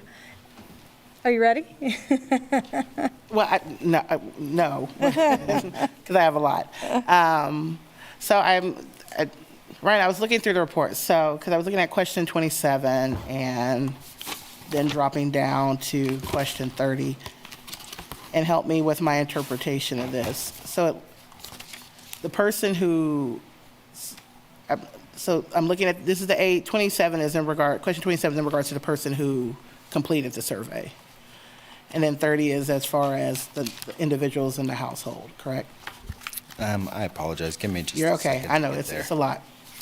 I waded through all 512 pages. Yeah, there was a lot this year. That oversampling will do that. Yeah, but we're glad we have it. Age of demographics, yes. Okay, so 27 is who completed it, and then 30 is just making account for everyone that's in the household. Yes, and 30 should really be the metric kind of that we're trying to get as close to the census as possible on that. Okay. Everybody that took the survey should have been over age 18. What we want to see usually there is a good breakdown of all those age groups represented, at least in the survey respondent. Okay. But then in 30, we want to see a more household composition makeup achieved and the representation there achieved. Okay. You know, more of my comments, most of my questions or comments are in regards to what is to come for us. You know, when I opened this up, I was excited. Results. I don't see this as being a Debbie Downer, but more as a matter of fact, Mary, that, you know, I knew I was going to get the aggregate, but I'm really looking forward to the disaggregate since I know many of the questions in the survey reflect, you know, a disaggregate number. So whenever we get that dashboard or we get that, you know, regression data or whatever, all the nice technical statistical terms, just once we get it broken down by variables as it relates to age, rent, own, ethnicity, then we're really gonna, that's when we'll have a whole story. You know, we just got part of the story today, which again, is a good story to have, but it doesn't tell the complete story. So I appreciate that and at least having this data as well. To piggyback a little bit slightly off Commissioner Littlejohn's question, you know, using the industry standard of the KC Metro, bless you, or whatever that was, you know, utilizing, you know, like universities, I know we're looking at it more of a regional approach. So, you know, what do those markets, Emporia, Topeka, Manhattan, how do we stack up against them in these particular, just to have that would be nice. I'm looking through my notes here real quick. I think most of my thoughts on this was that this was a good start for us to have. I appreciated having the robust data set, knowing that we're going to have some data that's going to allow us to look at some regression numbers is going to be phenomenal, and having a dashboard that we can really dig into that is going to be great. So that's pretty much where most of mine was, especially in the question, especially the questions in regards to communication and social media. I don't want to be biased. But I think there's another story to be told there, and so I don't want us to make any quick judgments around marketing and branding that we're in the process of doing that may impact that. But, you know, overall, it's statistic stuff. I had fun with it. Yeah, and if I may respond quickly. Please. One thing about ETC Institute, and City Manager Owens understands this, I think I've expressed this to Mr. Arneal as well, and I hope Mayor and all the commissioners understand, ETC Institute is not a fly-by-night organization. No. We're not here to present the final results and then wait for the call for the next survey. This is an ongoing relationship. We don't really establish these types of relationships with every community, but once we get into the oversampling and getting all of this extra data that can open all of these other insights that we just have never had in any other years past here, it's going to take an approach that involves myself, Mr. Arneal, Mr. Muhammad, and others in the organization to kind of dive deep, to let me know what questions you have, how the dashboard can meet those needs. One thing about the dashboard is we're going to deliver a draft, really, to start. We're going to ask for input on what you'd like to see, what you wouldn't like to see in there. Are the maps useful? Should we use different categories? One of the great things about the dashboard is that it'll give us the ability to cross-tab all the questions at once, but also with filters. So we'll be able to filter by all those other categories. What we've delivered in the report are robust cross-tabulations with statistical testing there to kind of highlight and bring your eyes to those areas where we see significant differences. But this is really just the tip of the iceberg and the results that we've collected. The ability to analyze responses from residents who are often underserved in a way that doesn't allow for statistical valid comparisons is something that I hope the city really takes to heart and understands it can be a real impactor. The other flip of that coin is that it takes a lot of time. Sometimes we weed through results for statewide surveys, searching for that hidden gem. One of my early tasks as a researcher at ETC was to cross-tabulate every question by every question on a survey. At the end, I found no statistical variances of any type. And it was just that first lesson and Sometimes it's not there, but what this data will do will give the city an extra tool that when we have a question, we can turn to these results, turn to our dashboard, determine if there are significant changes between two different groups, and then start to address those at the root. Right. Not all communities are ready for that. It was great to have the discussion early on in the survey design process with the city to understand that's where you're headed. And ETC Institute wants to be that partner that's there to facilitate that conversation, but most importantly, empower city staff to be able to make those decisions. And now you have that toolkit, that data that you can stand behind and also understand that it's significant. Those are significant sample sizes of minority populations that you would not get. Even if you extrapolated your sample to like 1,500 surveys, we'd still be kind of on the edge on some of those areas. But the exorbitant cost to collect 1,500 surveys, it's just not really worth it. But the oversampling bypasses the overall sample increase at a lower fee and the ability to give you all of those tools that most communities just don't have right now. So I appreciate your interest in all of this. So would you say for a community like ours, with our size, oversampling is a good practice, since we could not expand it to more, but as we continue to grow, that might be something that we need to consider? Yeah, you know, we've had these conversations in the past with other communities. Expanding the sample, you know, so white respondents in Lawrence are always going to dominate the overall sample. They're always going to be a majority just based on census. I think it was 78.5%. Right. So even at 1,000, we're going to get 785 surveys from white respondents, or we should. That still doesn't really leave enough to have statistically valid sample sizes in all of those other categories. So in lieu of expanding your sample and getting all these results that maybe drive down the margin of error slightly, the best practice really is to oversample those groups. The key of that is kind of keeping that out of the aggregate findings and understanding that's kind of a pick and prod now. Now we're looking at this specifically to key in on differences. Des Moines, Iowa does this. City of Tempe, to an extent, does this, not by race ethnicity factors, but by character areas, where we oversample key wards within the city to ensure that those results are there for staff to dig in, because some of those wards are significantly lower income levels, higher Hispanic, Latino population. So they really want to dig in on the background, but the reporting is all done in aggregate to ensure that we're kind of looking at things as a whole. But the city has the ability to pinpoint what's going on in character area 5, 6, and 7 to a really heightened degree, just like you now have the ability to pinpoint issues with those minority populations within the community. It's phenomenal. Des Moines is doing this as well. A few other communities have done this as of late. It's just something we kind of have to continue to monitor. But I think once we work with Mr. Arneal and his team, Mr. Muhammad and his team, and we equip them with this dashboard and some robust conversations about what we're looking at, I think that they'll just run with it. And then in years moving forward, we'll collect that oversampling. They'll get to work on it right away. We'll update the dashboard, and we'll just keep moving. So that's my hopes for Brian, I appreciate you explaining that. Thank you. Thank you. Any other questions or comments from commissioners? I'll just say thank you for this. I mean, and for all the city staff. I think, you know, I think these results are very encouraging. I think, like you said, as you pointed out, I'm not going to repeat it, but it was encouraging to see some of those results and to see, particularly during some difficult times, that we still had some pretty high, you know, results in many of those areas. And, you know, like, and I certainly agree with you. I was looking at the results related to Parks and Rec, and yeah, the outdoor pool was closed for, you know, and we have limited hours. We don't have enough employees. So it probably deserved to have a low result. But I don't hold that against the quality. You know, we have work to do. But so I think some of that's explainable. But overall, I was very happy to see the strength in some of our areas. And I kind of appreciated you pointing out, and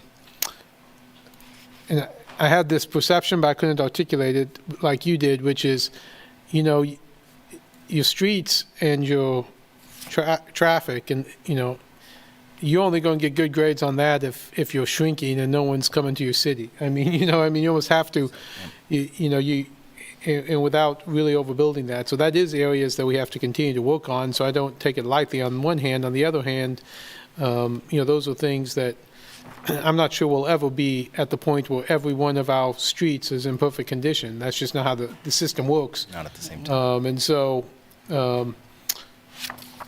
so although something we have to work on, it's not overly concerning to me. So anyway, and again, I agree with the trends, and certainly I agree that I look forward to the oversampling and understanding that better. So thank you very much. It's usually one of the highlights. You know, I've been on the commission even before I was on commission. Getting to see these reports are always very interesting. Thank you. Any other commission comments? Vice Mayor, are you good? Good. All right, thank you very much. I'm so grateful. Yeah. Well And I done, hope to either you. be back or have another discussion with staff, and they can report back to you all. That'll be great. Thank you so much. It's a All right. pleasure. What's wrong? I was just going to say, Craig, did you have anything you wanted to say about the results? Or, I mean, a lot of this talks about our staff. I just wonder if you want to say anything. Oh, we have been and will be poring over it. There's a lot that you can pull out of this, even in the basic survey. And, you know, we look at the trends, and there's, you know, it's kind of a candy store for what gives us direction on where we should be prioritizing, not just budget resources, but emphasizing in the ways that we can just better engage the community. I mean, this is a great tool for us to reprogram the way we're doing business. So, thanks. Thank you, Ryan. Thank you so much. I want to make sure, commissioners have been going on like this since 5 o'clock. I want to make sure we don't need a break. 10 minute. Let's do 7:25, please. Thank you, everyone. Thanks, Ryan.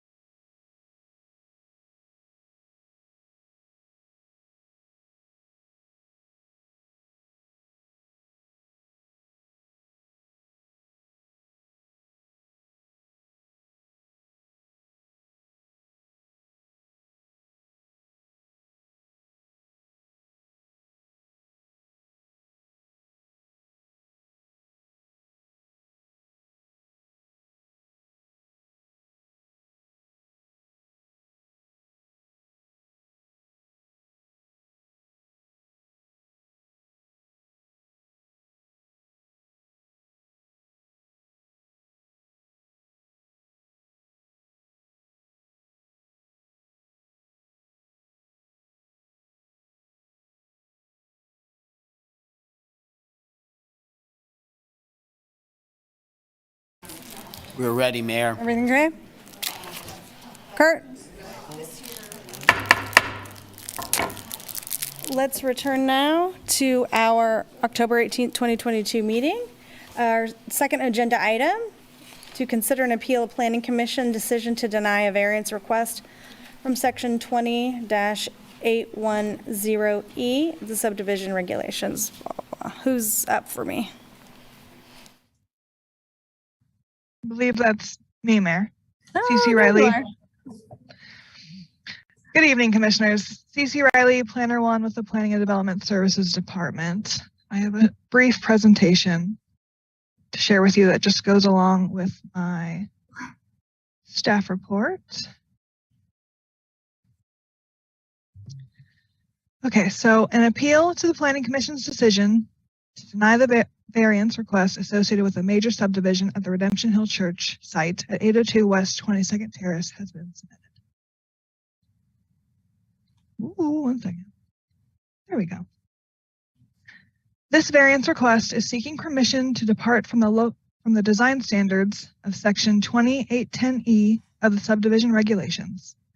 This design standard requires local streets which end at the boundary of the subdivision to continue into the proposed subdivision to provide street connection or terminate in a cul-de-sac. The Planning Commission considered this item at their regular meeting in September and delivered a split vote 4-4, which resulted in a denial of the variance. Section 20-813F of the subdivision regulations state that a person aggrieved by the decision of the Planning Commission may appeal the decision to the City Commission.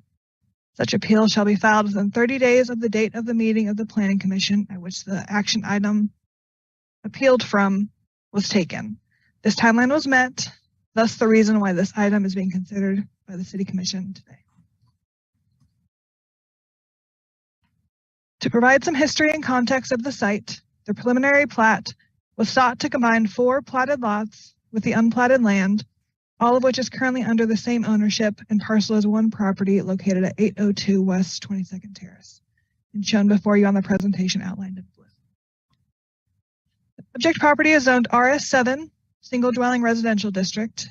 The applicant has indicated that there is no change proposed in the existing land use, religious assembly, neighborhood institution.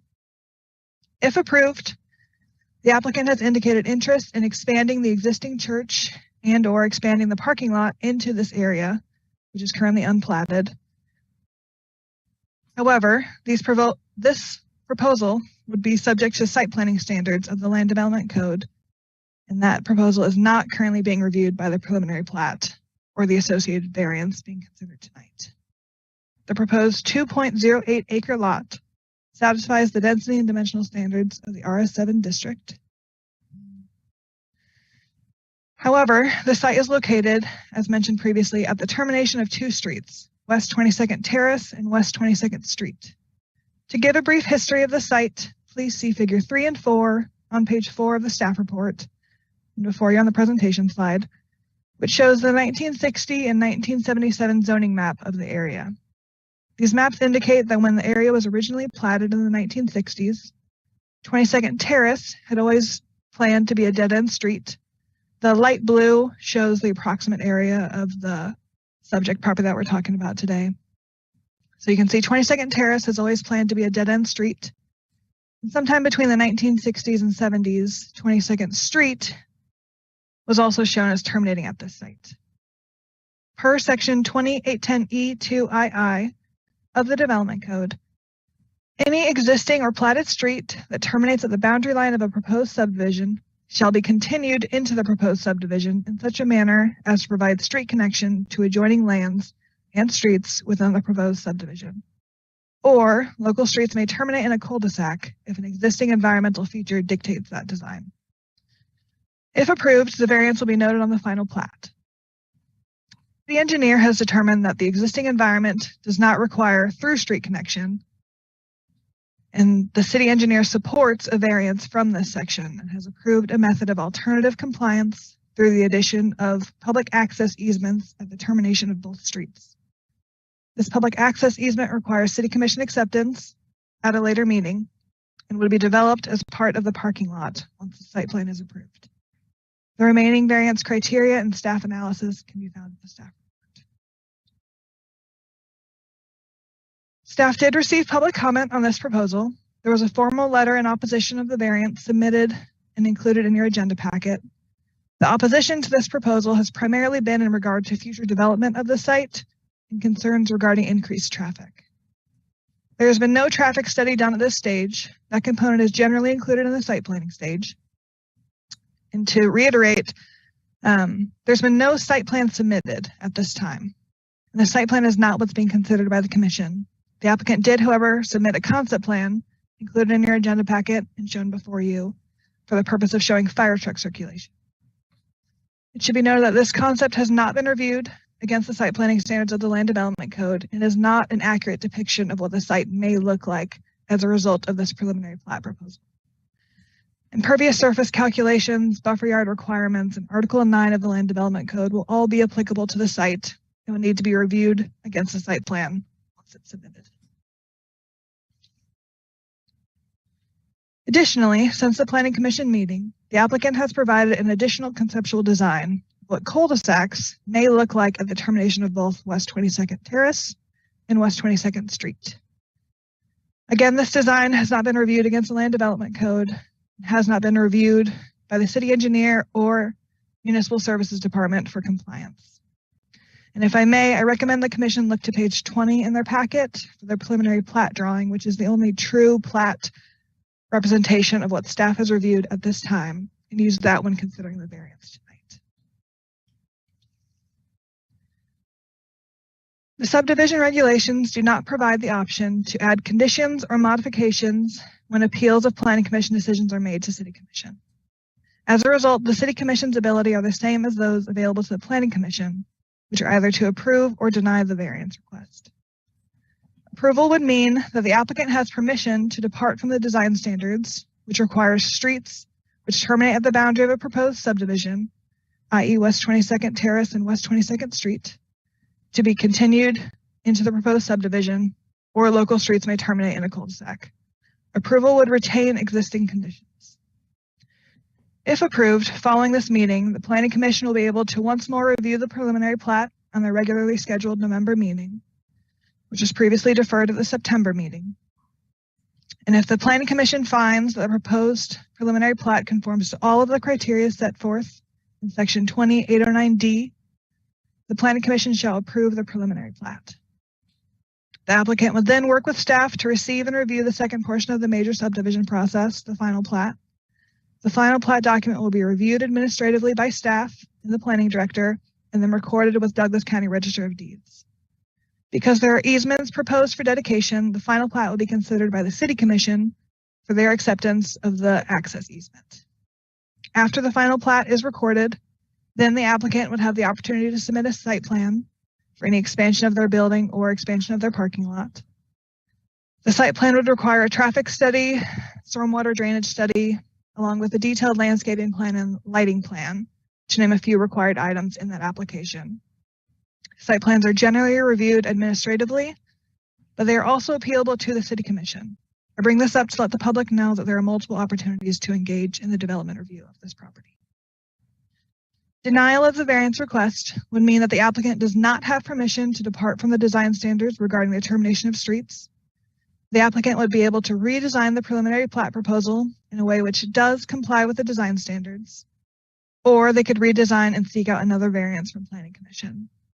The preliminary plat will not be approvable without meeting the design standards or having a variance approved. The undeveloped lot at the termination of both West 22nd Street and West 22nd Terrace is unplatted, and without the approval of a preliminary plat will not be able to request building permits or otherwise be developed. With that, I'll wrap up with staff's recommendation to approve the variance requested for the preliminary plat, PP 2200248, from the requirement to have West 22nd Terrace and West 22nd Street continue into the proposed subdivision or terminate in a cul-de-sac as required per Section 2810E2II of the Land Development Code for the property located at 802 West 22nd Terrace. Also of note, the Commission should disclose any ex parte communications that they might have had, if any, on this item, and I welcome any questions from the Commission.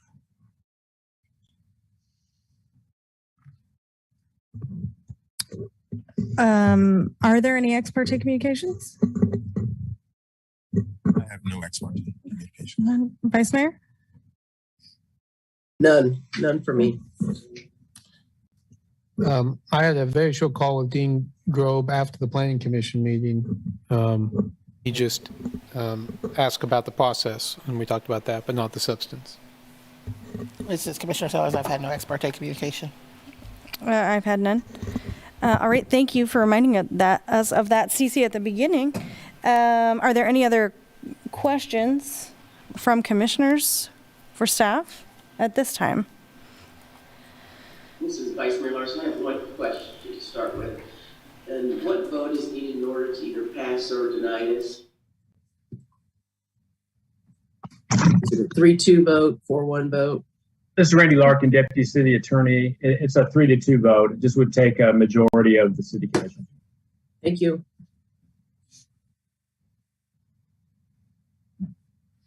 Thank you. Any other questions?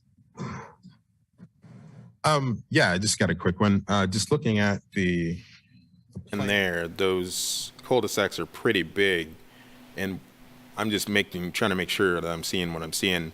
Especially on the north one, would it be dipping into the right of way? Is that a residence to the north of them, or I'm not sure what building that is, but I just wanted to make sure.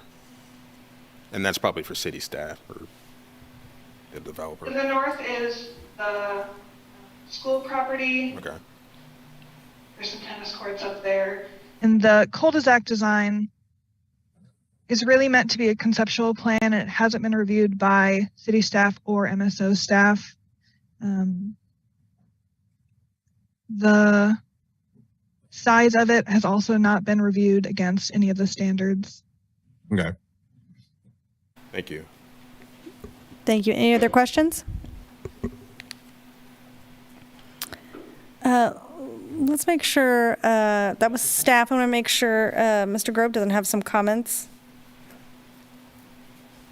Thank you.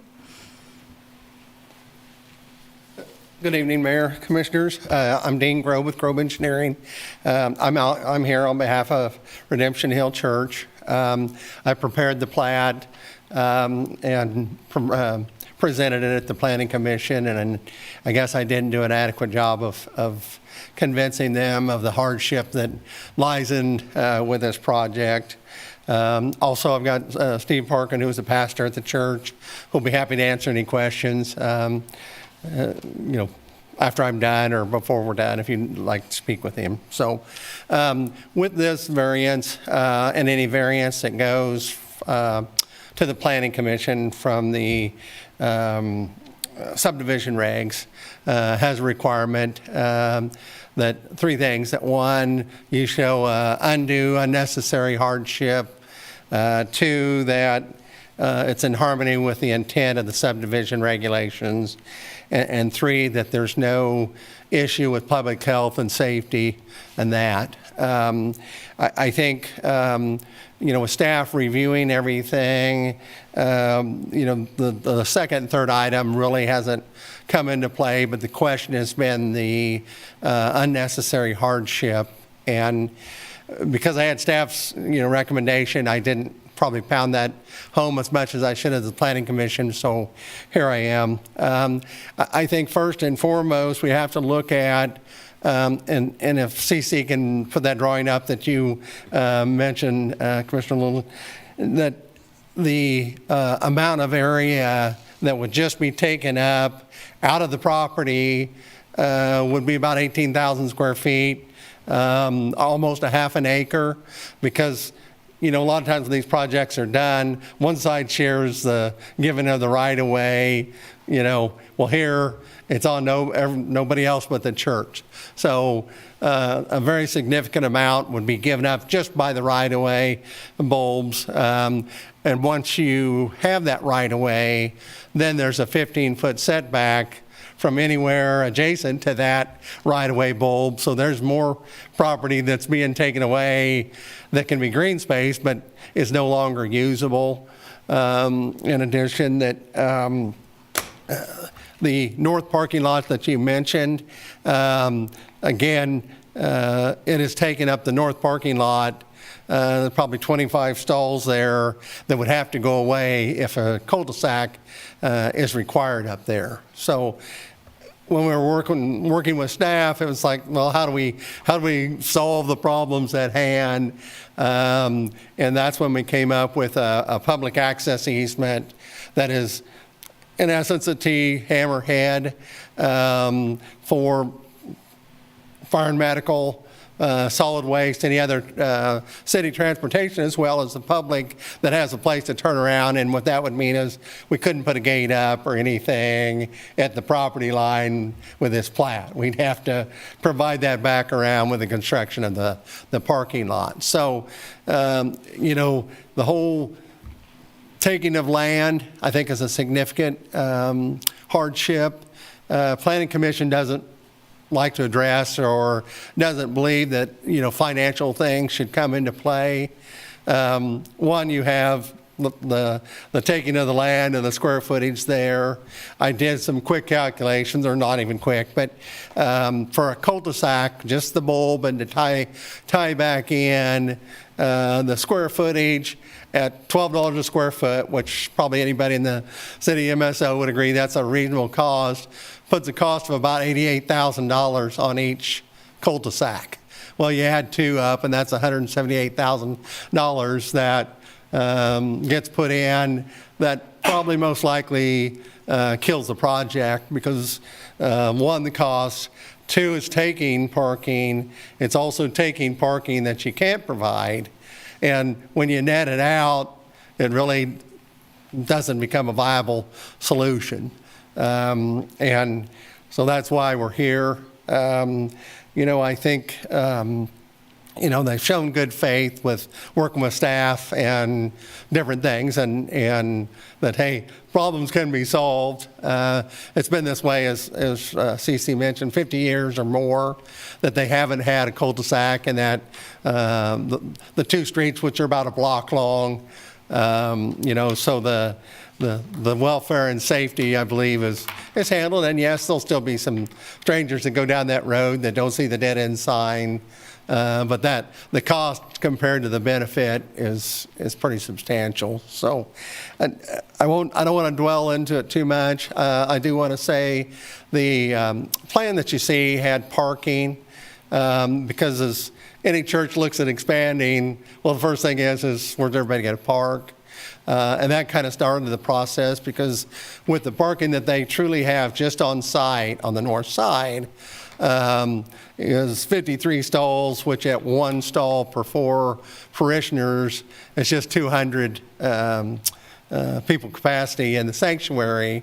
Well, as CC mentioned, with a local neighborhood religious facility, you can have up to 500. It's not their intent to grow to 500 tomorrow, but it's kind of a what if and how do we do this, because they've been using the parking lot across the street, which does not belong to them, but they've been using it for quite some time. They've even stretched on to the Pizza Hut property. And also they've kind of made it a policy not to fill up the neighborhood with vehicles on Sunday. There's some street parking, but, you know, didn't want to be a bad neighbor and, okay, here's where we're going to shove them down the street, so it's like a football game every Sunday. So I think it's important to look at all those factors, and again, the hardship is, you know, when it becomes so overwhelming that you can't use your property and move forward and do an infill project in the community, you know, it's not a good thing. And, you know, if it came down to, well, we sell it, well, the next person that comes that might look at it and say, well, if I have to give up that kind of land right off the get-go, then the property isn't of much value to me as well. So I think the hardship is there. I'll be happy to answer any other questions that you might have. And I will say, my hearing aids are kind of acting up, so I'm sorry if I have to ask someone to repeat something. Thank you, Mr. Grove. Any questions for Mr. Grove at this time? I have a couple. In the lot right next to the church, to the, I guess, east of it, are there people currently parking? I thought I heard something in the Planning Commission. Are there people currently parking there sometimes? just because, where else do you park that they have, there's kind of a grass area there. I mean, they're not physically trying to, Right. use it as parking. It's still just grass. But when they're, when the church is growing and thriving, that seems to be the first issue is parking. Okay. And then my second one was, and I don't know if you guys can answer this right now, and then I know the parking lot plan is down the road, and I understand that process. A lot of the folks that, I just watching the meeting that, one of their points that they were concerned about was people using it as a pass-through. I just wanted to ask you and your client if it, if there's an option to actually not make it one continuous parking lot, to make it two, so that it wouldn't be a pass-through, and still have that ability for the engine to go ahead and go in and back out. I think that would be, a measure of good faith on your part to, you try to eliminate that access for the neighborhood so that, people wouldn't use it to go around and go through. I understand. I agree with you. And I've spoke with a couple of the neighbors just in passing, and I think the church would probably, and I don't want to speak for Steve, but that they do have a lot of kids that just come up, and it may be a gate or something such that for fire and medical or on Sundays, if you're kind of going one direction, to not have to turn around and go out the other. But the last thing they want it to be is kind of a main cul-de-sac for them to just come up, cut through the parking lot and go back out. And, have to believe that, some might, just if they pull into the church and they don't know where they're going, to pull on through. But, I'm up for anything on the parking lot. It was just a first cut at, how many parking spaces might we get, with the area we've got. Okay. Thank you. Any other questions? Vice Mayor? I have a couple of questions. So it seemed to me that it's my understanding that the cul-de-sacs are required when you're doing this type of a change in the property. This area doesn't have a lot of cul-de-sacs on the east side of town as a whole. So the idea of a cul-de-sac kind of seems a little bit odd for this area. So I was just wondering,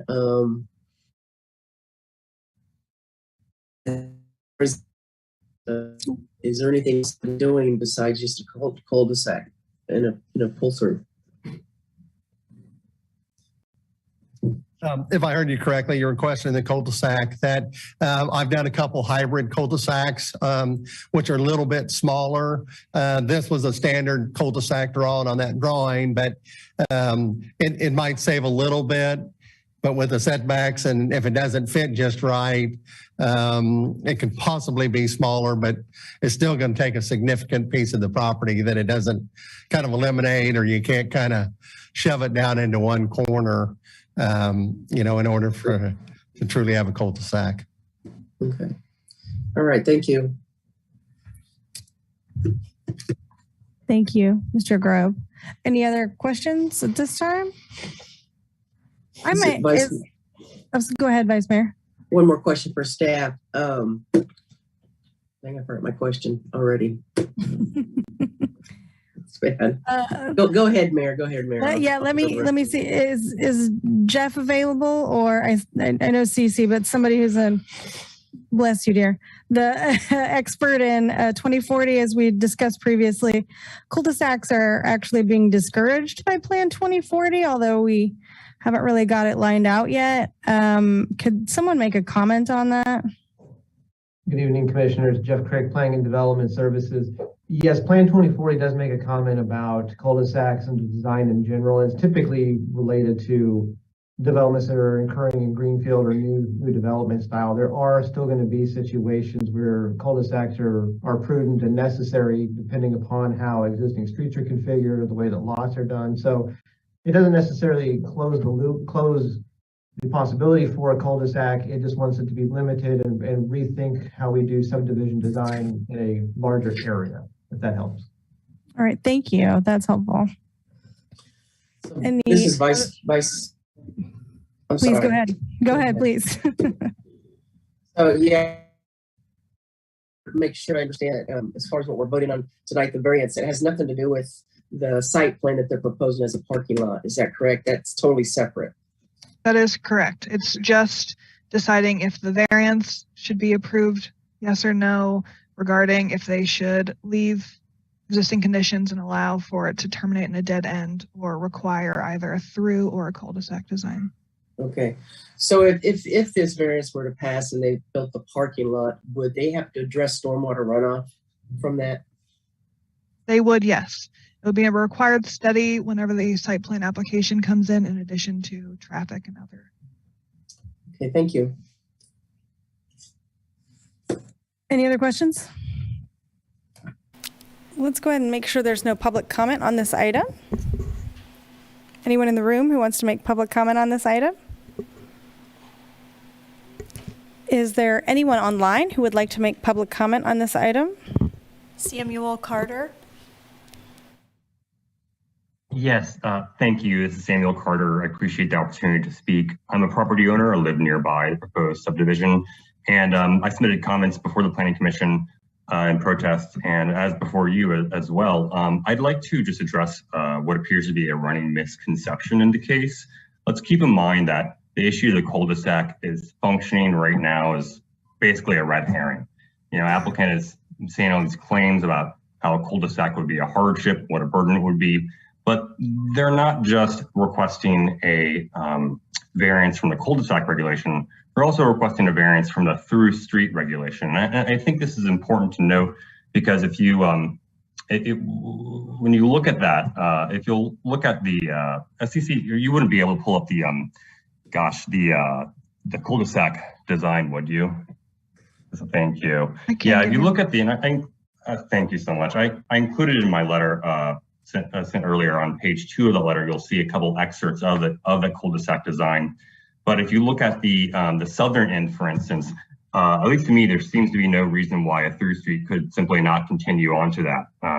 So that kind of goes to show that there's not necessarily, they haven't necessarily just in terms of due diligence considered complying with the regulations. So, and I would like to just remind the commission that there's a really high bar for unnecessary hardship. You know, unnecessary hardship, part of the definition is that it's impossible to use the property for conforming use. You know, and I think applicants, engineer, attested that, they wouldn't be able to use the property. Well, they can still use the property, just not as many parking spots, but that's still a use as of the property for conforming use. So again, I think the issue, they've objected to the cul-de-sac, and they've put some numbers forward about why it may be a hardship to install cul-de-sacs, but we haven't seen anything about how this would be an unnecessary hardship under city code. I think that's why a lot of the planning commissioners voted against it. I mean, I think it's really easy for you to vote against it today because unnecessary hardship is a really high, it's a very high bar. Mere financial loss or does not constitute unnecessary hardship. Yeah, that's, I think there are a lot of reasons to reject the variance, and some of those I've outlined in the letters. It doesn't comply with Plan 2040 for livable, walkable neighborhoods. The neighborhood itself is already really hot. Adding a whole parking lot to it isn't going to help. So I encourage you to consider what I've said, and I appreciate your time. Thank you. Any further public comment online?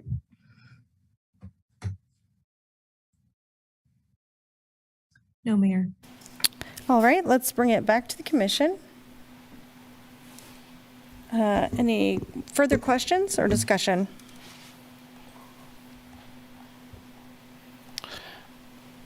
I guess I would start. I mean, I do think the couple questions, that we're considering, one is the undue hardship, and it is a high bar, and it is, I know there is case law and others that talk about, it's not the cost that can be considered.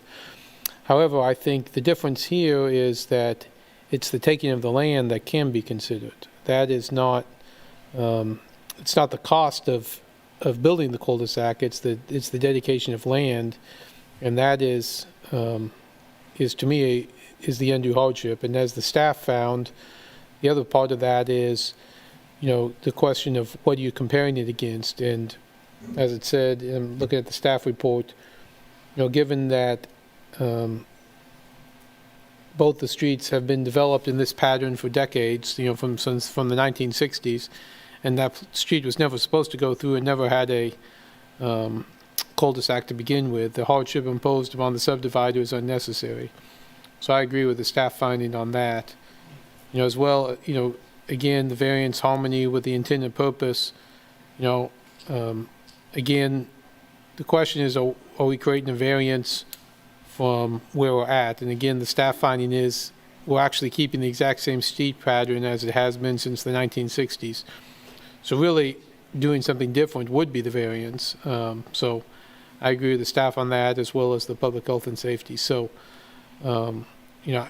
I do think I'm not a fan of cul-de-sacs. I'm not a fan of big turnarounds.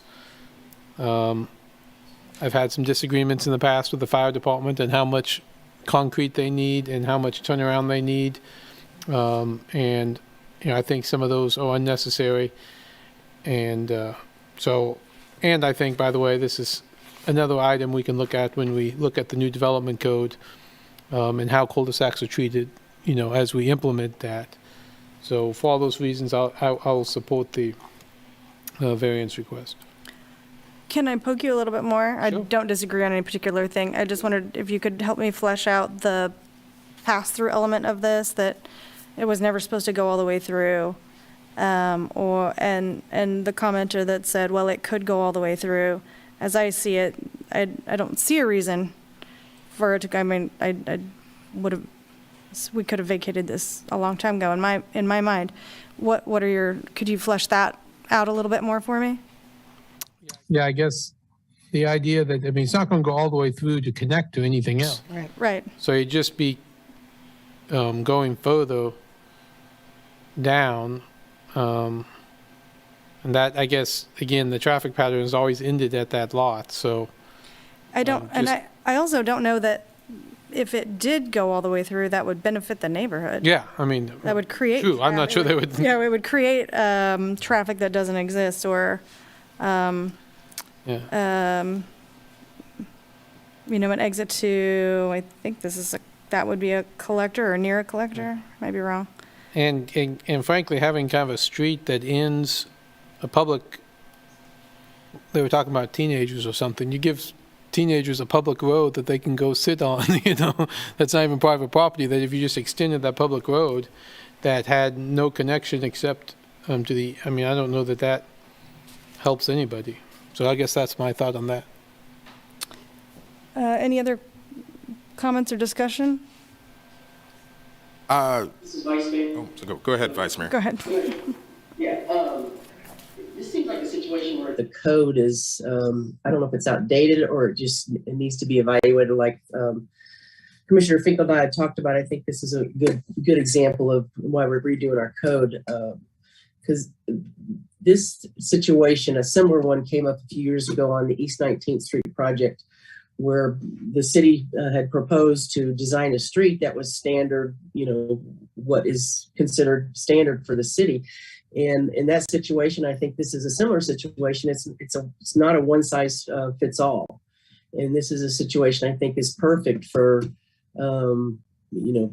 taking a different look at it and not having the cul-de-sac idea be required for every single situation in the city. This is an older part of the city. Cul-de-sacs aren't usual at all. So I would support this variance, because I do think that they've come up with a good idea on how to get around it. And I just think this is a situation where one size does not fit all, and the cul-de-sacs aren't the answer all the time. Commissioner, go ahead. Oh, yeah, I agree with Vice Mayor Larson and Commissioner Finkel that this is a great point to bring up at the Land Development Code meetings, and one thing to extrapolate on why this is present here, because I'm not sure if it really helps the neighborhood there. But I would lean towards supporting it because going forward, if they do decide to pursue a parking lot, there will be a traffic study, there will be a stormwater management study, and there will be opportunity for comment during those phases of it. So if they decide to go ahead and pursue those opportunities. And I think also that the pass-through element would also be discussed as well. So for that, I would be supporting it. Thank you, Commissioner. You have anything else? Ready for the motion? Yeah. Oh, well, actually, Randy, it's not in the 3 items here that we generally would look at under this situation: hardship, harmony with the codes, health and safety. But having been on the Board of Zoning Appeals in the past, I saw uniqueness here, which I think other people have said in different ways. I feel like the Vice Mayor said this, and Commissioner Littlejohn kind of said that there's a need for a certain kind of flexibility in unique situations, and this one seems like that. This is Randy Larkin, Deputy City Attorney. You need to consider the unnecessary hardship, and you also need to consider the proposed variance and whether it's in harmony with the remainder of the code and then public health and safety and welfare. Under the development code, the definition of unnecessary hardship is the condition results in the application when viewing the property in its environment that it is so unreasonable as to become an arbitrary and capricious interference with the basic right of private property ownership, or convincing proof exists that it is impossible to use the property for conforming use, or sufficient factors exist to constitute a hardship that would in effect deprive the owner of the property without compensation. Mere financial loss or the loss of a potential financial advantage does not constitute unnecessary hardship. So that's the definition of unnecessary hardship. In this situation, it's slightly different than what was applied in the BZA regarding setbacks and other things like that. So that's what you should be considering in this particular case. Thank you for clarifying that, Randy. I appreciate it. With that, I would entertain motions. I move to approve the variance request for the preliminary plat PP-22-00248 from the requirement to have West 22nd Terrace and West 22nd Street continue into the proposed subdivision or terminate into a cul-de-sac as required per section 20-810E2II of the Land Development Code for the property located at 802 West 22nd Terrace. Second. I have a first and second. All those in favor? Aye. Aye. Vice Mayor? She froze. Did you freeze? I said aye. Aye. Okay. Thank you, Vice Mayor. That passes 5-0. Thank you, everyone. Yes, I gotcha. Thank you, Mr. Court. Thank you, Cece and staff. I appreciate your time. That brings us to item number 3. Consider adopting ordinance 9878 and ordinance 9946, establishing various new provisions regarding tobacco use and licensing within the city of Lawrence. Good evening, Mayor and Commissioners. I'm Assistant City Attorney Maria Garcia, and I am here to walk you all through 2 ordinances that are before you tonight related to vaping and tobacco. I have a brief PowerPoint presentation to show to help guide this presentation, so I'll just go ahead and share screen.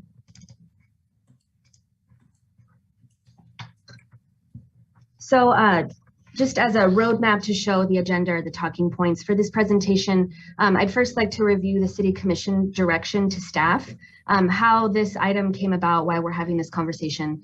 The second item is to review key provisions from the draft ordinance number 9878. That one is related to vaping, and have a specific discussion or point out to you all the penalty provision and whether to strike a certain language in that section or subsection. And then the third and final item is to review key provisions from the draft ordinance number 9946 related to licensing and tobacco 21, which is T21 for short, as I'll use in the presentation. So on number 1, Live Well Douglas County provided presentations to the City Commission during their in September of 2021 and February of 2022. And at the end of the February meeting, it was clarified for staff that staff was directed to return to the commission with a package, so to speak, addressing a number of items raised in the presentations. Those items for staff to consider were: number one, adding vaping as a prohibited act to the city code. Number two, staff was tasked with providing a recommendation on enforcement for that. 3, adding a provision for Tobacco 21, prohibiting the sale of tobacco products to persons under the age of 21. The 4th item was to consider a tobacco retail licensing scheme. Number 5 is to provide an analysis of the impact implementation of any such ordinances would have on staff. And finally, the commission asked staff to look into and provide an opinion on the applicability of hookah, e-hookah, and whether it should be a prohibited act under the new language in the ordinances. And so first I'll start with kind of an overview of the key provisions of the first ordinance before you, which has to do with vaping. This ordinance essentially makes two significant changes to the definition section. The first change to definition is to create one, and it's creating a definition for electronic smoking device. The second change, which I'll get to, is updating the definition of smoking to include vaping. And so when we're looking at this ordinance as a whole, if these changes are adopted, then smoking would mean or include vaping, and that would be a prohibited act under the code. So the first definition change is for electronic smoking device, and that is defined as an electronic or battery operated device that may be used to deliver any aerosolized or vaporized substance to the person inhaling from the device, including an electronic cigarette, electronic cigar, electronic pipe, electronic hookah, or a vape pen. And this would include any component, part, or accessory of any such device. There is an exception provided at the very end of that definition. It does not include drugs, devices, or combination products authorized for sale by the FDA, and that includes instruments or machines that are intended to, for example, affect the structure of any function of the human body, or instruments or machines that are used for the diagnosis or treatment of disease. So in the event that there is a machine, for example, that is electronic or battery operated that diagnoses or treats disease and has been approved by the FDA, that does not count as an electronic smoking device for purposes of this ordinance. The second definition change here is to update the definition of smoking to include such electronic smoking device. And there was one other change made to the definition of smoking, and that is to add the word hookah into it, as well as adding the terms natural or synthetic when describing burning vegetation. Otherwise, this definition remains the same. The fact that hookah would be called out specifically in this definition doesn't necessarily preclude hookah businesses from operating necessarily. If they meet the definition of a tobacco shop under our existing code, then the provisions for the smoking ban would not apply to them. And a tobacco shop, as you know, means a retail store operated primarily for the sale of tobacco, tobacco products, and smoking devices, and which derives at least 65% of its gross receipts from the sale of tobacco. So as long, again, as those businesses meet the definition of a tobacco shop, then they would not be affected by this definitions change. As for enforcement of the ordinance, the fire chief or his or her designated agent continues to be responsible for enforcing the article. And the Lawrence Police Department is removed in this draft ordinance as a department tasked with inspections for compliance and is replaced instead with the Lawrence Douglas County Public Health Department. So this is a discussion point for the commission, and it is section 9-812 related to violations and penalties. This section was first adopted in 2004 and then amended again in 2010. So it has been in our city code for over a decade now, and it penalizes two different types of people for violation under the current city code. The first type of person is someone who owns, manages, or operates or otherwise controls a public place who fails to comply with the provisions of this smoking ban the article's provisions, including allowing someone to smoke where prohibited by law. So you have someone who owns a public place and they allow someone to come in and smoke in that establishment, they could be charged with violating this article. The second person who could be penalized under the current language is the actual user. In subsection C, there's language that states it shall be unlawful for any person to smoke in any area where smoking is prohibited by the provisions of this article. And I point this out to you because there is a request in the model policy provided by LiveWell to remove that subsection C for violations by the user to help alleviate inequities between an addicted user and a retailer who profits off of that addiction. And I'll obviously let them explain that more. I believe that someone is here to provide, some additional insight onto that. So of course, it would be lawful for the commission to remove that subsection, but staff determined that that's really a policy decision that should be made by the city commission. That would be a significant change, and we wanted to leave that up for your consideration. But I will note that the purpose of having that subsection in the first place is really to protect third parties.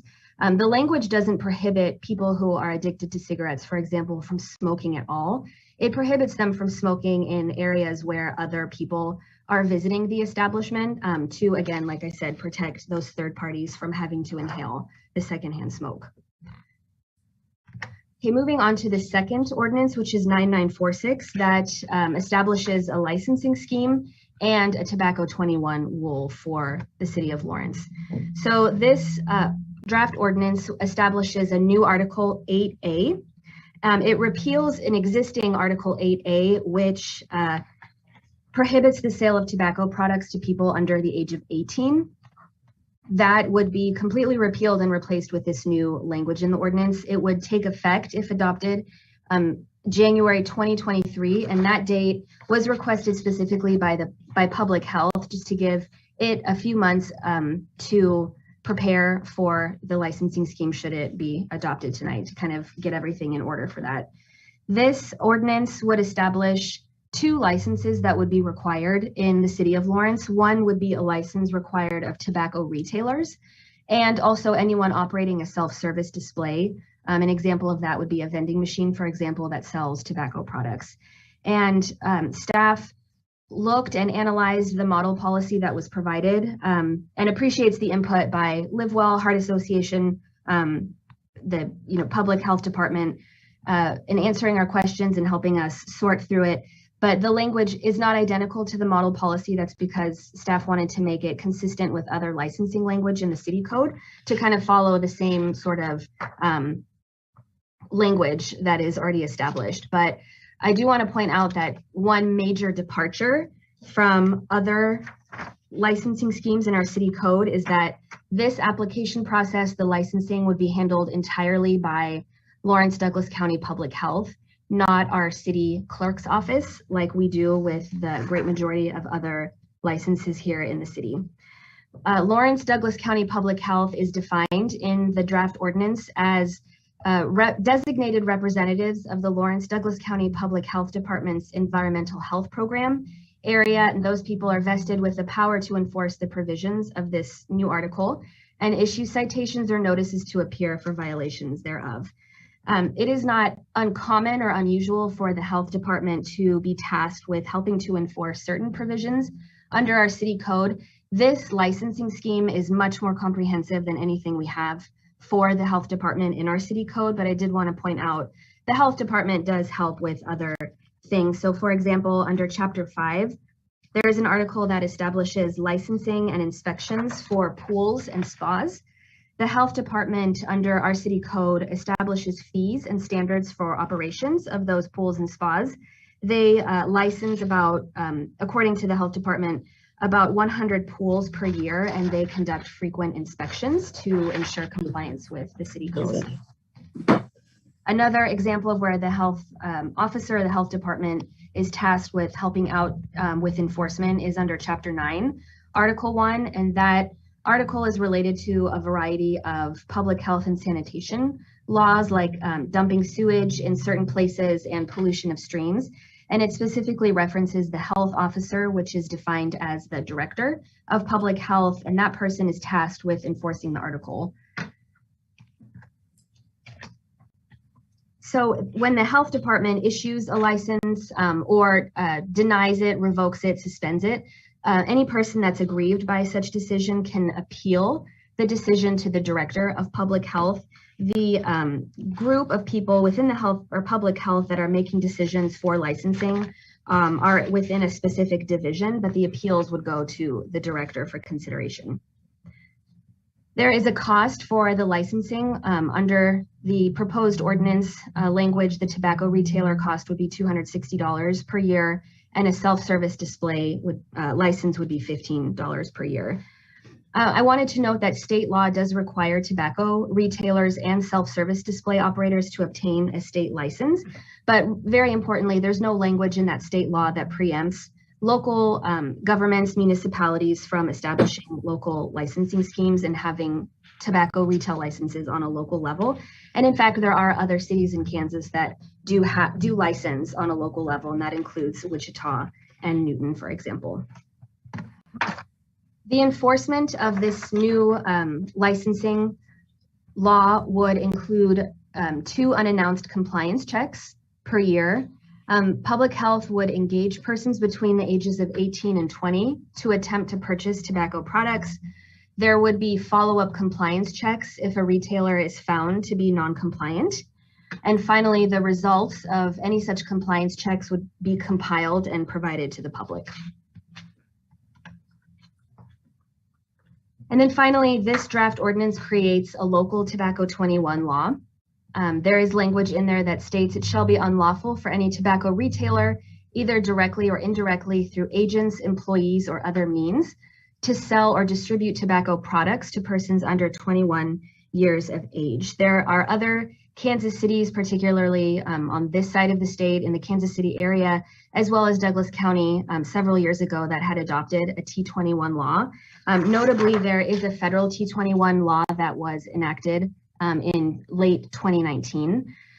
Article 12, Section 5 of our Kansas Constitution empowers local governments with home rule power to determine local affairs. The state minimum age for the sale of tobacco is 18, but our Kansas Supreme Court held in 2019 that a Topeka T21 law was a valid exercise of the home rule authority in the absence of preemption or conflict with state law. And so essentially our Kansas Supreme Court upheld a Topeka law that was similar that said tobacco products could not be sold to persons under the age of T21, which really added some clarity, and several other cities followed suit and created their local laws in response. So in conclusion, these 2 ordinances include a majority of the requests that were made in the model policies, with the exception of that 1 penalty provision in the vaping ordinance that we would just ask for discussion and direction from the commission on. Otherwise, additional information and comment is anticipated to be provided by Lawrence Douglas County Public Health and representatives from the American Heart Association. I am happy to answer or try to answer any questions now, or I can pass it along for any comment from interested advocates, anyone interested in ordinance. Thank you so much, Maria. Sure. Let's see if there are any questions for you, and then we'll move on to maybe the health department. Any questions for Maria at this time? Commissioners? Not seeing any. Is there someone here from the health department who's wanting to speak?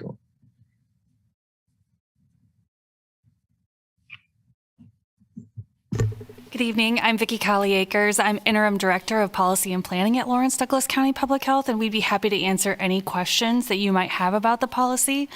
I will just note that our interest in these particular policies that are elevated this evening are driven by the persistent and ongoing challenge of tobacco use in Lawrence.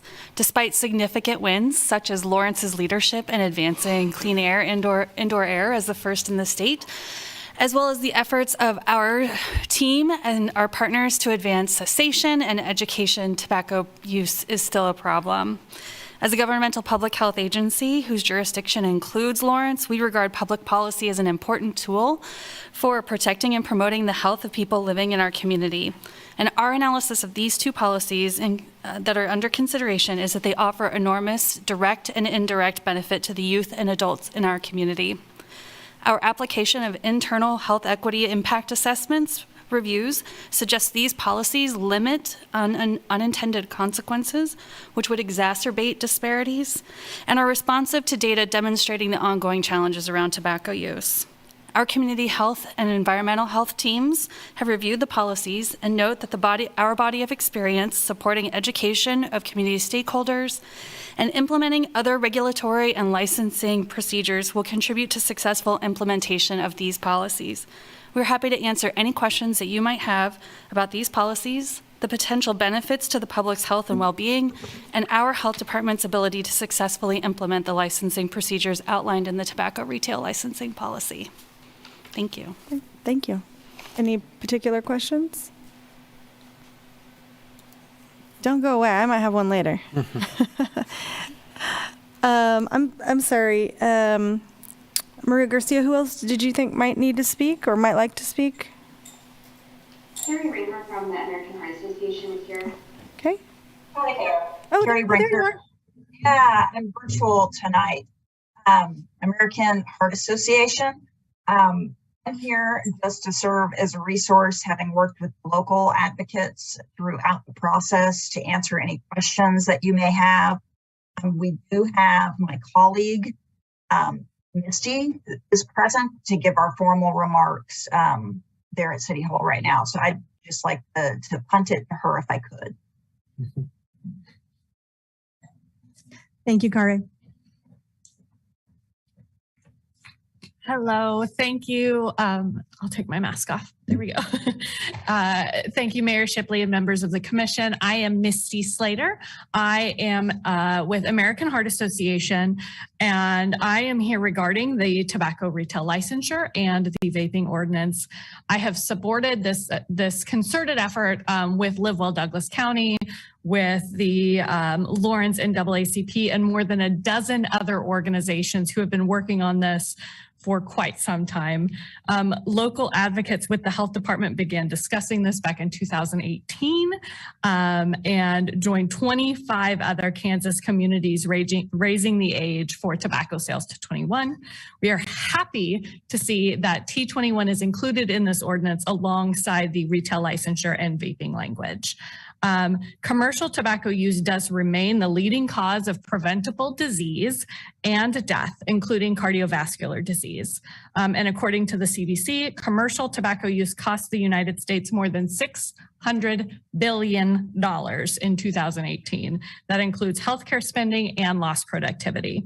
So the AHA applauds the culmination of all of these local efforts and outreach. And we are so thankful for the diligence of the city staff, as well as the commission, especially Commissioners Finkeldice, city staff Craig Owens, and Commissioner Sellers, who have supported all of these local advocates in navigating through this process, as well as all of you who have met with advocates and staff. Our key reasons for supporting this include ensuring that the retailer compliance and accountability is there to eliminate youth tobacco sales. That's truly the main purpose of this. It also removes the penalties for youth commercial tobacco possession, potentially even removing any unnecessary point of police interaction related to youth tobacco possession. It also reduces the harm of targeted commercial tobacco marketing to groups that carry a disproportionate rate of tobacco-related disease burdens. That includes race and ethnicity, that includes LGBTQIA+, and low socioeconomic status residents of Lawrence and Douglas County. In closing, we respectfully urge you to support this ordinance, and I am happy to stand prepared for any questions, concerns, or even any policy questions related to the language, as I helped work with Maria, and I thank Maria for all of her time and partnership in helping get this passed. Thank you. All right. Any other questions, Misty? Just real quick, I know we had directed staff and we had previous discussion with the commission in regards to the language around hookah and e-hookah. based on work that has been done in other communities and how they've navigated their TRL and Tobacco 21, how have they navigated the discussion around hookah and e-hookah? Because I see them as two separate, but that's my interpretation of it. I'd just be curious to know how you've navigated it, or saw how that discussion. Yes, absolutely. Youth are particularly susceptible to using and being marketed hookah and e-hookah products. And so we worked very closely with some public health legal experts in developing the model language that was given to Maria. And this model language was actually based upon just decades of experience of lawyers working with communities all across the country, kind of learning some lessons learned and continuing to refine the language. So this is actually based upon the most current best practices that many communities use all across the country, including here in the Midwest.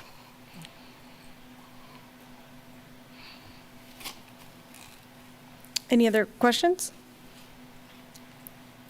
I don't know if we have anybody here from Live Well. I'd be curious to know the rationale on subsection C in section 9-812 and why they wanted that language removed. Live Well, do we have anyone? Is that the penalty, the youth penalty language? Yeah. That was mostly about equity. So we, in working with the model language, and I'm also happy to let others weigh in, but that was truly about equitable penalties. So people who are addicted to tobacco, we know nationally the rates of the folks who are addicted to tobacco tend to make less money. They tend to have lower education rates. So financial penalties will actually disproportionately burden them more than others. So that's why we want to put all penalties on the folks who actually stand to make the most money off of tobacco versus those who are addicted, that a financial penalty can really put them behind and really mean that they might not be able to afford groceries or gas next month. So that was the reason behind the model language ordinance. However, I would be happy to defer to others in the room if they had a differing opinion. Getting a positive response there. Anything else? Yeah. More discussion, but Okay. questions. I'll wait till the appropriate time. All right. Let's be sure there's no public comment in the room. Oh, Christina. Sorry. Evening, Commission. Thank you for having me here today. My name is Christina Haswood. I wanted to speak on my support of the exemption for Indigenous cultural practices. When we're moving forward with these types of tobacco legislation, sometimes it could be an unintended consequence to not have specifically an exemption for Indigenous cultural tobacco usage, and especially with the urban population that we have here in Haskell Nations University, tobacco is often given as a gift and often given back for prayer as well. So it can be more casually in that manner used for cultural practices. And just wanted to say my support in that just because something like this might be seeming like common sense, but little do we know that, it wasn't too long ago that the American Indian Religious Freedom Act was passed in 1978, which was 44 years ago. So before that, it was actually illegal for us to utilize tobacco in our cultural use. So just wanted to sing the praises of thank you, and I support this ordinance. Thank you. Thank you, Representative.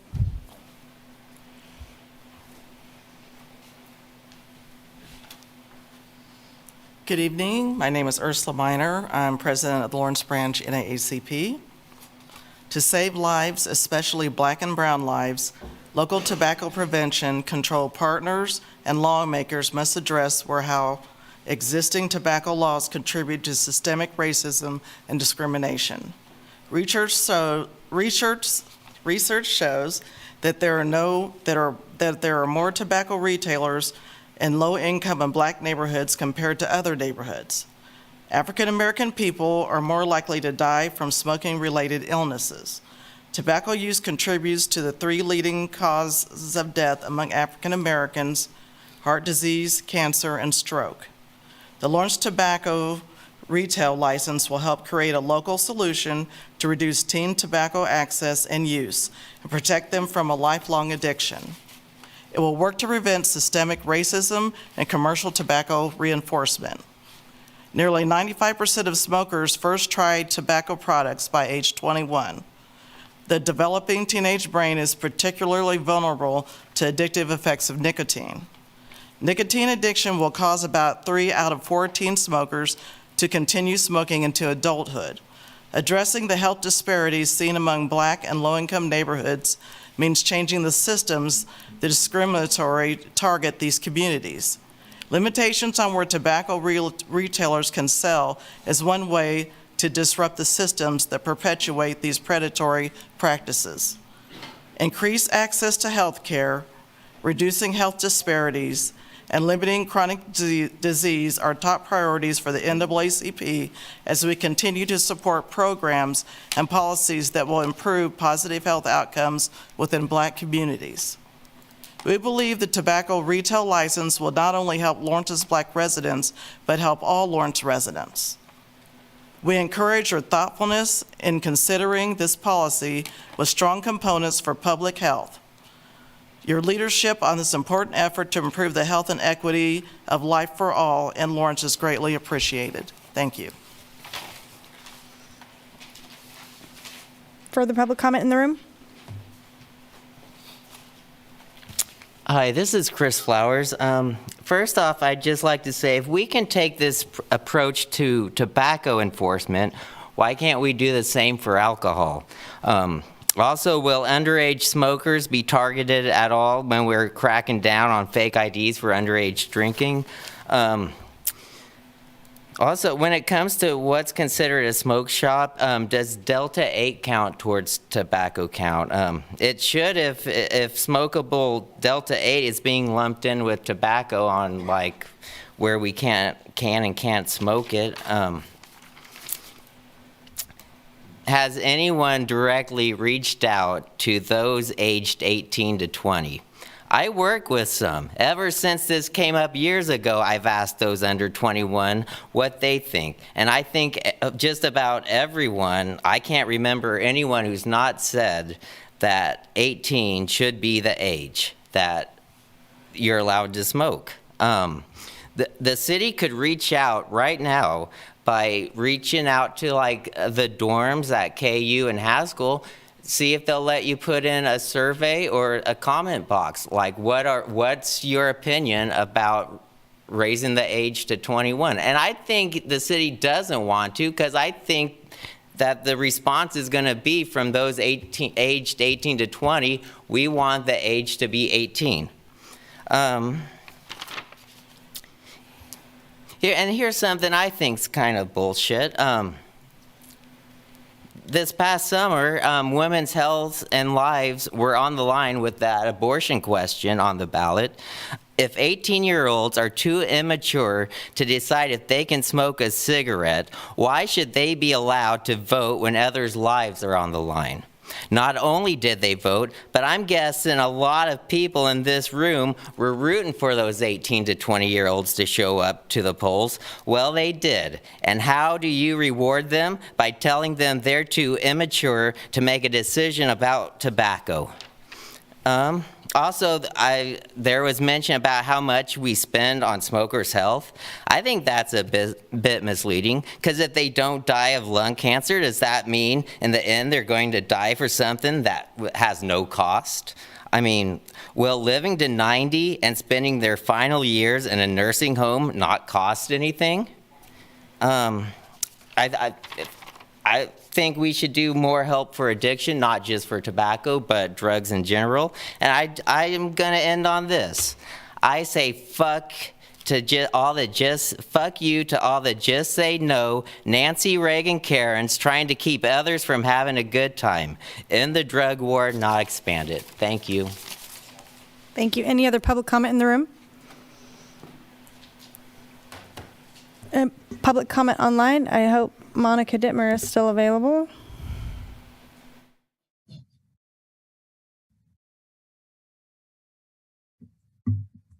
Monica Dittmer. Oh, there. Yeah, I'm still here. Thank you very much. Thank you. All right. So yes, my name is Monica Dittmer, representing Boys and Girls Club of Lawrence. The Boys and Girls Club of Lawrence supports a tobacco-free community because one of the club's long-term goals is healthy futures for healthy youth. I thought it might be helpful to provide some anecdotal examples of the dangers and prevalence of youth tobacco use in our very own community. First, I just want to start with some overall statistics on youth tobacco use, which nowadays usually means vaping. But more than 1 in 4 Kansas high school students report using at least one of the following tobacco products: cigarettes, e-cigarettes, cigars, or smokeless tobacco. 1 in 4. Almost half of Kansas high school students report having tried e-cigarettes, with 22% of them currently using e-cigarettes. Those stats are from KDHE. And in the Kansas Communities That Care survey in 2020, almost 16% of youth right here in Douglas County said it would be very easy to gain access to vaping products. This is about 3% higher than the state average. Now, I'd like to give some examples in our own community. The Boys and Girls Club of Lawrence serves more than 300 teens per year. According to the stats I mentioned, that means that about 75 of them are currently regularly using tobacco products. That stat is evidenced by the fact that I can pull open my desk drawer right here and find several vape pens that our staff have confiscated during our programs. I've seen videos of teens that are proud to show off their sneaky vape skills. Maybe y'all have heard about the social media accounts that went viral with kids standing literally directly behind teachers in classrooms to try to vape and get away with it. Not to mention that some of that vaping devices look so disguised as other items. Teachers are often ignorant to the fact that paraphernalia exists even in classrooms. I know that some high school students that refer to the gender-neutral single-use restrooms as the vaping rooms. These examples are not just things that happen in the big city. We're seeing these trends right here in our programs. Thank you for allowing me to share some information as you consider tobacco prevention in our community. Chris Tilden. Thank you, Mayor, Commissioners. I appreciate the opportunity to speak to this issue. With all due respect to Mr. Flowers, we do license the sale of many products, including the sale of alcohol. We also have age restrictions on sales of alcohol, rental of automobiles. There are a lot of age restrictions in place for a variety of products, and tobacco is one of those products on the market that we know is perhaps more dangerous than any. I want to speak to the fact that, I at one point worked with Monica as they developed a resist chapter, and members of that chapter, youth from Lawrence, appeared before the commission. I have lost track of how many years ago, to talk about the need for regulation like this, in part because of their concern about the ease with which their colleagues were able to acquire these products, and also the clear lack of information about the harm of particularly electronic cigarettes relative to tobacco. I actually had the privilege of being part of focus groups done with area youth, along with faculty from the School of Journalism at KU. And those were consistent with findings we had in the focus groups with those individuals. They expressed to us how easy it was for they and colleagues to acquire e-cigarettes and other tobacco products, and shared that they felt that that their friends and colleagues really felt like there was little danger from the use of electronic cigarettes. I would like to close by thanking the staff for putting together the ordinances that they have prepared, the health department for their willingness to be part of that enforcement process, American Heart Association, Livewell, and others for the work that they've done. I am part of the Livewell Coalition, but wasn't involved in kind of the day-to-day development of the model ordinance, which I think has in large part been adopted by the city as they've developed these proposed ordinances. So thank everyone, including the commission for hearing this important issue tonight. Thanks. I'm sorry, there's not a first name, but the guest name listed is Kuntz.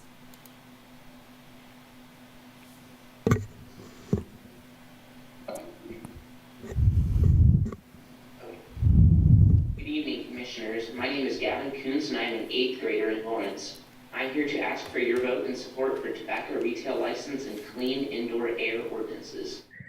Voting in support of these policies will help to make it more difficult for youth to purchase tobacco products in our city and will help to protect the health of our community. These policies are important because tobacco kills more than 500,000 Americans annually. That is more than AIDS, alcohol, illegal drugs, murders, and suicides combined. Tobacco also impacts quality of life and reduces life expectancy by 10 years for smokers. A study found that the two main ingredients in vape liquid, propylene glycol and vegetable glycerin, are toxic to our lungs. So it's not just the nicotine that can harm us. Other ingredients added to cigarettes include arsenic, which is found in rat poisoning, and acetone, which is found in nail polish remover, and formaldehyde, which is used in embalming fluid. These are not products I would put in my body, and they are not products I want in the air I breathe. At my age, I don't see a lot of vaping and smoking, but statistics show it will be much more common when I enter high school next year. Adopting these policies will make it much harder for teens to access vaping devices and tobacco products, so hopefully I won't be exposed to these products much in the future. Thank you. Dr. Greg Nickel. Oh, they're doing some moves. Yeah, they're doing some moves. Thank you. My name is Greg Nickel. I'm a family physician, and I've worked at Watkins Health Services Clinic on the KU campus for 10 years. And for the last year, I've served as the medical director for our clinic. And I want to briefly give you my perspective. Our clinic provides walk-in clinic visits and scheduled visits for KU students. We see thousands of students in our clinic every month. Last month, more than half of our visits were with students under the age of 21. Our clinic protocol is to ask our patients at every visit if they use tobacco products. This includes the use of e-cigarettes. We have a staff of 12 medical providers made up of physicians and nurse practitioners. We know that use of tobacco products is high among the students that we serve. In preparation to provide comments tonight, I asked our medical staff to estimate the percent of patients they see in our clinic that use tobacco products. Their estimates range from 30% of patients seen by one provider to as high as 80% of patients seen by another provider. Our collective observation is that tobacco use contributes to numerous cases of students performing poorly academically, and we've seen tobacco use lead to other medical concerns. We don't see tobacco use as being positive for the typical KU student's academic success, especially the younger student. So as a healthcare provider working with KU students, I'm personally in favor of community efforts that will help to control and limit the use of tobacco products by individuals under the age of 21. Thank you for your time. Gavin Kuntz. Hello, Commissioners. My name is Grayson Kuntz, and I'm an 8th grader in Lawrence. I'm here to ask for your support for a tobacco retail license and clean indoor air policy for our city. These policies will protect the health of our community and especially the young people like me. These policies will make it harder for anyone under 21 to purchase cigarettes and vapes. It is important to make these products harder to get because we know that 95% of adult smokers started before the age of 21. One of the reasons for starting so young is the marketing from tobacco companies. Tobacco companies put flavoring into their products to make it taste more appealing. They use candy flavoring and fruit flavoring to get kids interested in the products and make it seem harmless at a young age. These items can go safely into my body and are things that I like. Tobacco companies know that and are using them to make a product taste more appealing, even though their tobacco products cause harm to my health. Studies show that the average age Douglas County youth first tried a vape product is at 14 years old. Right now, I'm 13. If you adopt the tobacco retail license, you will make it harder for the youth to get these products and less kids will try these products. For these and so many additional reasons, I hope you will vote for these policies to keep kids safe. Thank you. Megan Bolter.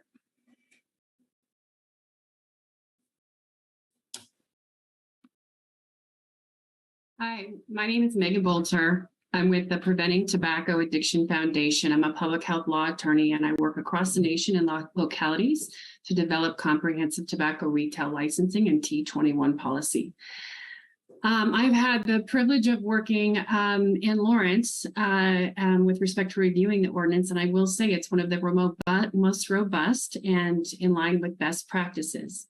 And with all due respect to the citizen who spoke, I just want to correct a few misconceptions.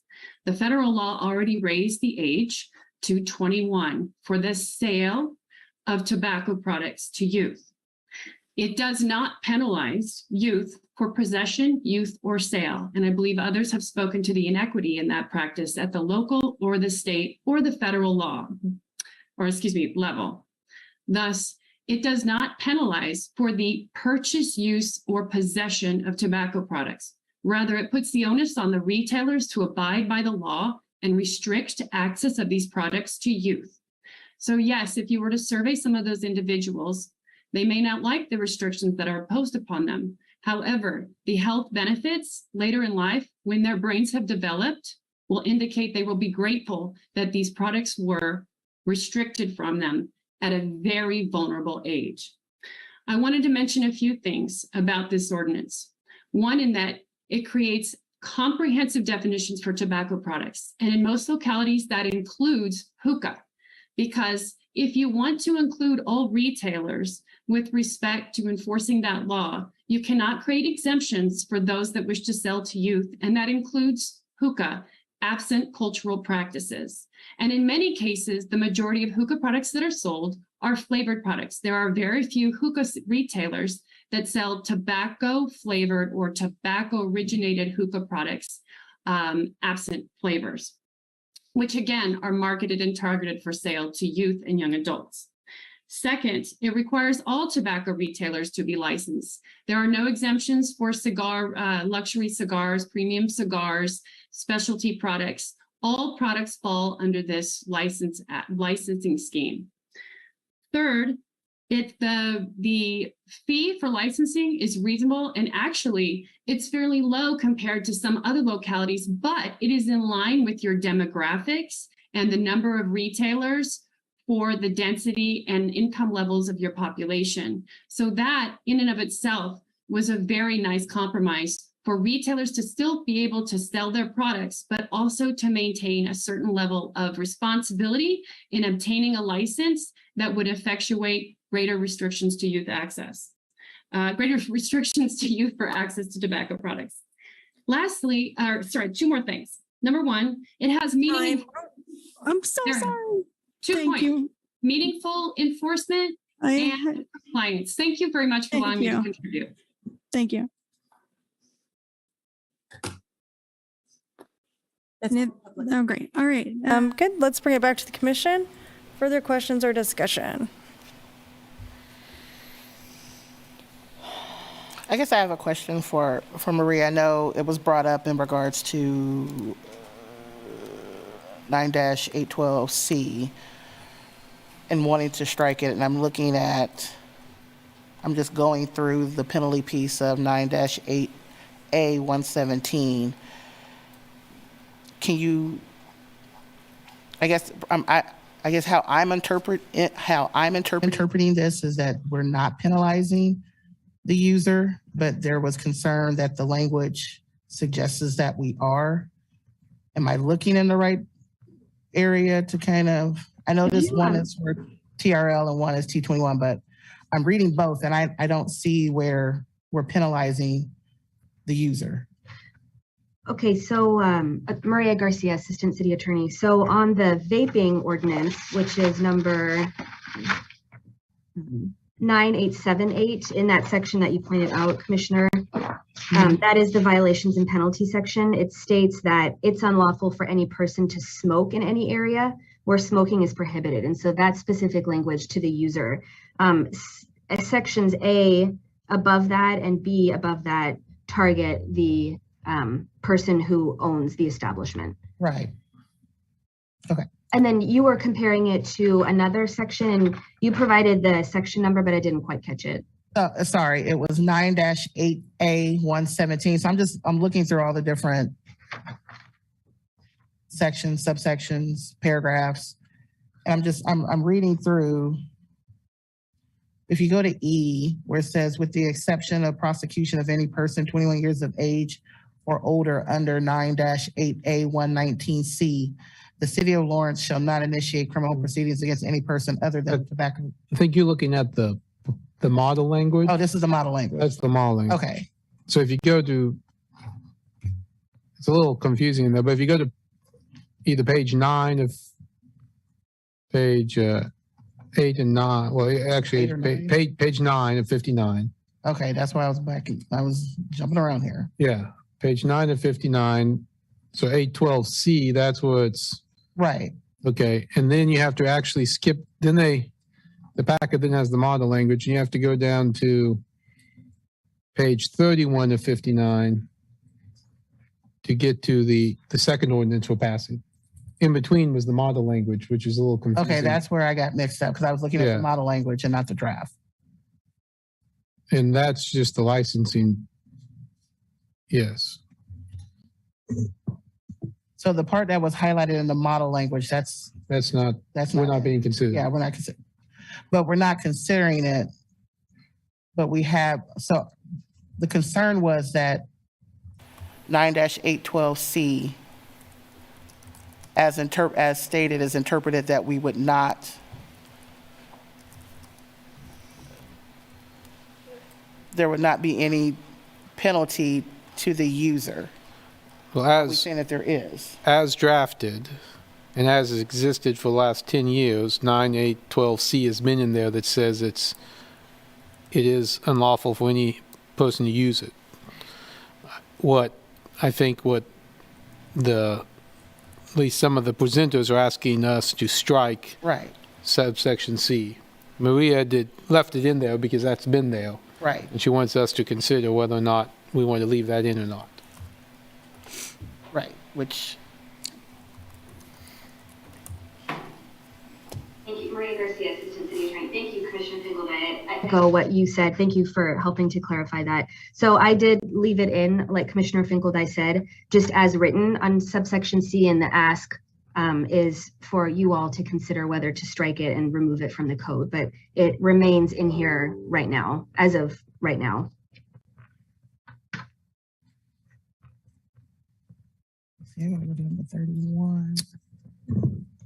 Dan, I guess I have a question for you. You guys ready to take this on? Yes, we asked for the start date of the beginning of the year, January 1, to get the logistics worked out and to, start on the nice first of the year. Thank you, Commissioner. That was my question also. It's an unusual arrangement, it seems, and I just want to be sure that the fees it generates actually gives you what you need to enforce it in the way that it's modeled here, and that there's an opportunity if things aren't working out that you'll be able to communicate with us. Oh, absolutely. We want to share all the information we gather from this, not only from the regulatory side, but also, what are the fees bringing in, what are the costs that they're covering, and because we want to make sure that we're transparent, that this isn't about this isn't a money-making venture for us. This is really just about trying to cover costs.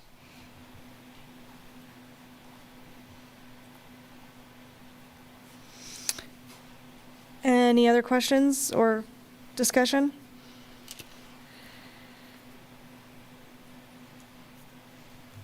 I guess. Oh, sorry, Vice Mayor. Go ahead. Yeah, this is Vice Mayor Larson. I appreciate everybody who's come forward to talk about this. This has been a long process for us. We first brought it up in the commission in 2000, I believe it was 2018. In February 2018, I met with 4 high school students along with Charlie Bryant, and they presented their program to me as to how they wanted to pass the T21 ordinance. And from there, it's been a long 4 years, but I'm glad we've gotten to this point. I've been a supporter of this since the beginning, and I think it's an excellent opportunity for us to help students, get past that age where hopefully they wouldn't start smoking. And so I really appreciate all the work that's been done on it and all the patience that everybody's shown to get to where it is today. So I'm going to support this. Did you have a comment on this article we were discussing? Yeah, on C? Mm-hmm. Yeah, I'm fine with it being in there. Okay. Any other comments? I'll come back to C in a second, but I Okay. guess I'd want to say, first, I appreciate the effort that we went through, both Maria for her work on this. I know that Public Health worked on this, and American Heart Association. Whenever you create a licensing scheme, there's a lot of legal aspects to that. And when you're talking about enforcement and new laws, so there was a lot of intricacies to this. And so I appreciate everyone's effort on that. And I know it's taken some time, but these things are all complicated. So I appreciate everyone's work on that. And I would add that, I know there has been some work from the chamber and others to reach out to retailers to get their feedback. And we don't have retailers here speaking out against it. And I think a part of that is because they're already licensed at the state level, they're already licensed in other areas. And so then the cost, I know a few people were waiting to see what the cost was before they decided if they were going to be for or against this. And I do think the 260 is a reasonable amount and again, has not generated that outcry that obviously a much higher amount would have. So appreciate everyone's work on that. Appreciate Dan and his department working on this and getting this set up and how that came out. So, it's been a long process, but I certainly support it. We can come back and talk about 812C in a second, but otherwise, I'm very happy with the final outcome of these 2 ordinances. Yeah, I support it. I would just like a little bit more, like everybody else, a little bit more clarity about Section C. But yeah, other than that, I'm fully behind it. Let's go ahead and try to address that so that we give Maria and everyone the direction they need.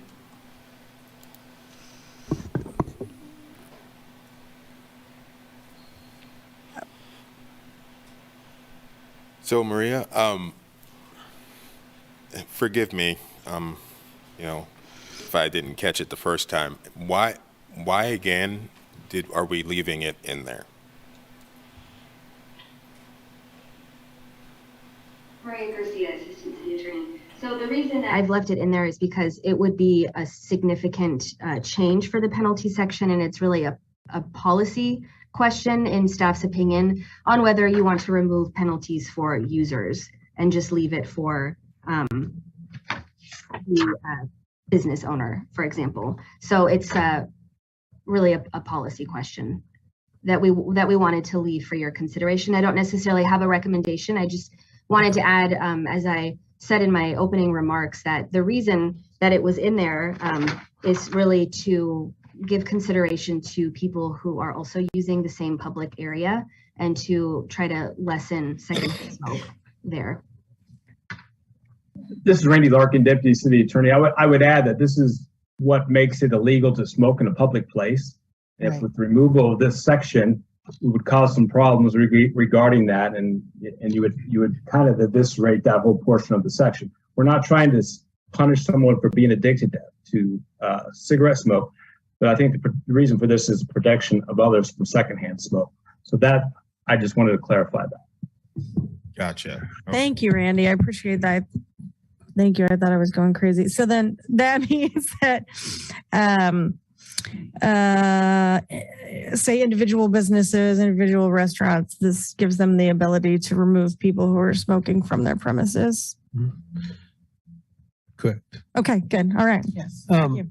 Does anyone, Maria or others, anyone have statistics on how many, do we charge people at all with smoking in this town? I mean, is that a criminal offense that happens a lot? Assistant City Attorney Maria Garcia. In the last 5 years, let me just double check my notes. I believe there were, this was cited 3 times under this particular ordinance, so it is not utilized very often. And those statistics are from municipal court. Looks like Chris King got on too. I don't know if he had a comment. Yes, and I just want to confirm I was able to pull it up. Three cases in the last 5 years. Yeah, Chris King, Fire and Medical, and Maria's 100% correct. So there was three in the last 5 years, and then one in allowed on a premises, no smoking allowed on a premises. There was 100% correct. So it doesn't happen very often, and typically there are challenges, obviously, by the time we get there to enforce it. So I guess I understand I understand the reason, not necessarily to punish the user. On the flip side, we're leaving fire, replacing police with the health department on this. And it is our entire smoking ban. Yeah. And so I guess, maybe Dan, when you do these reports, if you can report back to us, if all of a sudden we see a large uptake and for some reason tickets being given out to minors or others using it, I think something we need to address. But my guess is we'll see the same low numbers. And I'm comfortable with the way the language is now, but I'd certainly want to watch that in case something bizarre happens among our enforcement. Yeah, I think that points out a good case for waiting till January 1. Those kinds of questions are what we need to work with Fire Med and Maria and others to make sure that we're going to capture the data you want from day one.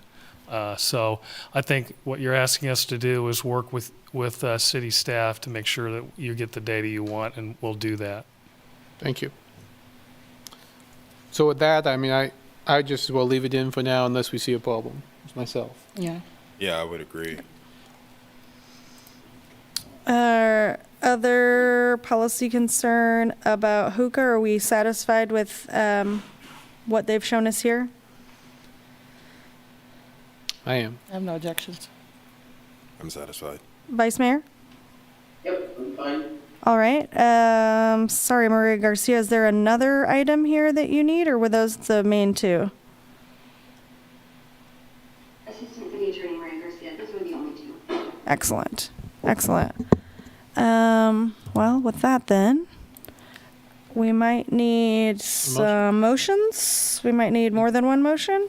Well, it looks like they have it together. So a move to adopt on first reading ordinance number 9878 and ordinance number 9946, establishing the various new provisions regarding tobacco use and licensing within the city of Lawrence, Kansas. Second. I have a first and second. All those in favor? Aye. Aye. That passes 5-0. Thank you, everyone. Thank you, everyone, for being here, for your hard work over the years, and for being such a good partner. Thank you. Thank you. Thank you, everyone. That brings us to commission items. Are there any commission items that commissioners would like to bring up? Yes. I know that we're going to receive an update on the temporary support site for the homeless community. I would really like us to, I know also that we're working on our communication and community engagement in terms of, getting our information out, which is admirable.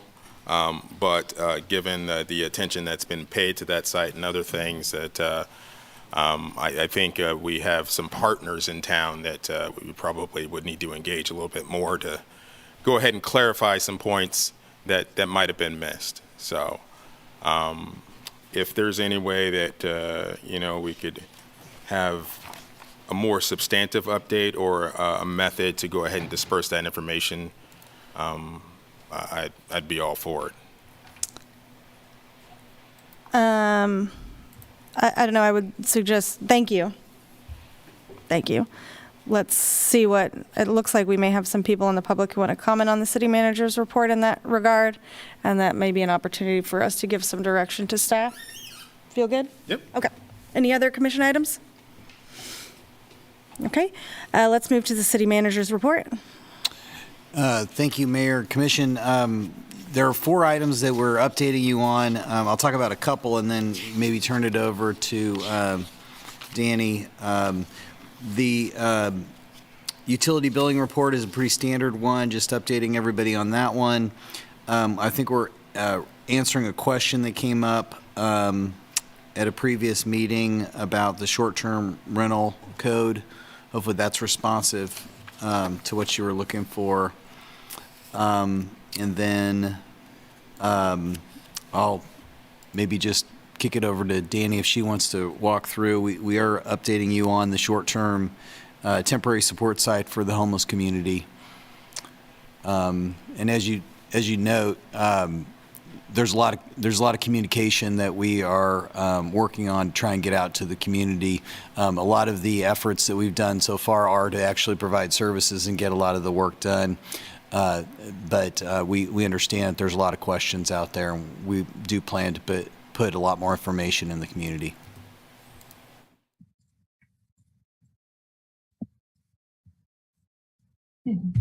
Evening, Mayor, Commissioners. Danny Walters with Planning and Development Services. We do have also Jen Woolsey on the call, who is our project manager for the support site. We just wanted to provide you just a simple update just to let you know how things are going. We are working very closely with Porter's team for communications to put out a pretty robust set of information on the website. We're working through some FAQs of some of those more frequently asked questions, and we are planning on doing quite a bit more community engagement, not only around the support site, but also for our long-term plans. So if for specific questions, I can turn it over to Jen, since she is really handling that day-to-day of the site and is having the most interactions with the folks in that particular neighborhood and with the business owners. This is Jen Woolsey, Homeless Programs Coordinator with the City of Lawrence, Planning and Development. I can provide a little bit of an update in reference. I know that a lot of people are just questioning where we're at as of right now. So we started the first section of the support site with 48 sections, I would say, or 48 spots, recognizing that there is a tent, a city provided tent for each one of those spots. It's a spot per household. So some of those spots may include one individual or it may include a couple. And then this past week, we started on the second phase of this first site, which included 30 additional more sections.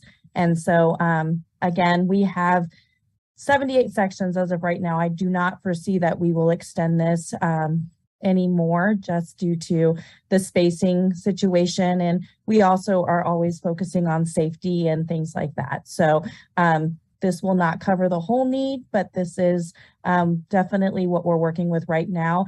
As of today, we had 77 individuals that were currently staying at that site. I can answer any questions. One question.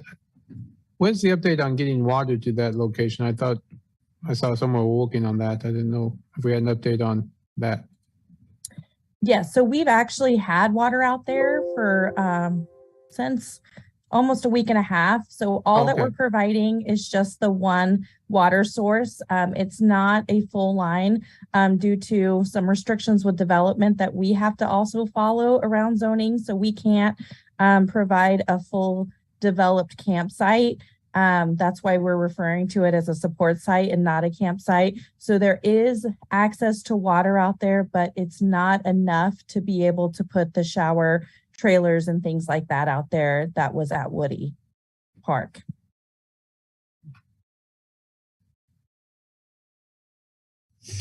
I guess that was one of the questions I had as well, is just I think we were told beforehand that we would be using Woody as a model for it. And we had a lot of those amenities there, and we purchased those amenities to be used later. So that's kind of where I had a question of, you know, given this need there, why are we not able to go ahead and use them? Definitely. And so we are definitely, when we look at, again, we're talking about two different sites. And I think that is where some of the confusion lies. And our team is going to do a better job of explaining those two separations. So we have the temporary site in place now. And that was something that we just needed to put in place as soon as possible to try to help meet some of this need, with the plan that we are also moving forward with a long-term site. And so we've got the temporary site and the long-term. Again, we don't use the word permanent because homelessness is not permanent. And so with the long-term site, it will be more modeled as Woody was. With this temporary site, because of the fact that, yes, there is camping allowed in the commercial district city property when there isn't alternative sheltering options, there's still zoning that states that we can't develop a full campsite. And so developing a full campsite would be consisting of like putting electricity out there, putting that full water source out there. And those trailers require those two things. And so we're kind of just flying right underneath our own zoning requirements to be able to provide this temporary service, again, as just a support while we do continue working as hard as we can and as fast as we can to create and develop that long-term site, which again, the long-term site will have the trailers and all those things in place. Okay. Question, probably for Danny, I guess. I know one of the things that the letter from the business owners requested, and one of the things we've talked about for a while is, you know, continuing to work with the community shelter on increasing their capacity. And I know we passed on the consent agenda extending their second half funding.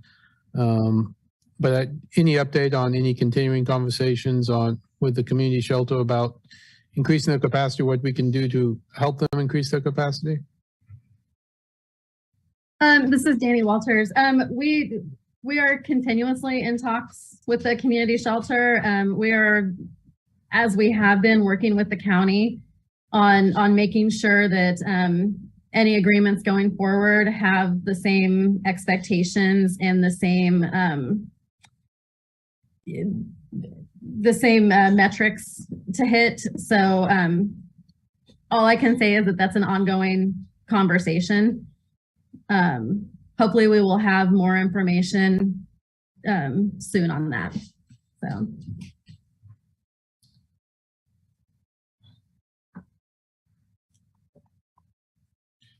An additional follow-up question. Are we still on track for, I know that when you gave a previous presentation, you were anticipating March 2023 as not necessarily a hard benchmark, but a goal of being able to, you know, have enough collated information to come back with us to extol on the, you know, the temporary site, and then also the permanent site, and then other plans beyond that in terms of supportive housing and, you know, things of that sort. Are we still on track for that, or? This is Danny Walters. That is certainly what our goal is, and that is what we are working towards. We've been working on that long-term piece while we're doing the shorter-term piece. So, you know, we may not have everything in place at that point, but we will be working towards that date as our benchmark goal to get something set up and to get some plans. And, you know, some of it depends on when some of the, supportive housing will be starting to come online. As we know, that takes time to build, especially with delays right now, supply chain issues, those kind of things. So the longer term, we are most definitely still looking at that March date to have something concrete. And there'll be updates along the way as well as we are working towards that. So it's not something we're starting on March 12th. So. Just an additional thing. I'm sorry to pepper you with questions on this. How have we been in terms of, I know, granted, I know it's not necessarily like Woody, but how has there been a good presence of supportive services and nonprofit partners been able to, kind of help and assist? I know with other projects we've had that. This is Jen Woolsey, Homeless Programs Coordinator. I think that we had a slow start, to be completely transparent, but in the last couple weeks, as we've really come online, we have had Burt Nash staff out there. We've had LCS's staff out there. We've had Heartland Radix staff out there. So definitely what we're seeing is that we are being successful with the plan that this will be a location where service providers can definitely come out and locate their clients. Where in the past, there was a lot of time, I don't want to say wasted, but spent trying to find their clients instead of providing services. So that we have been successful with that. And again, Brush and LCS specifically have worked to set up a schedule that they're actually coming out and providing several hours a day, coming out there and working with clients and kind of building those relationships. And they've also taken a huge role in some of that community engagement and education that is taking place now. Definitely, this has presented an opportunity for a lot of voices to come forth. And so I definitely appreciate the partners coming forth as well and helping with my role in reference to that education.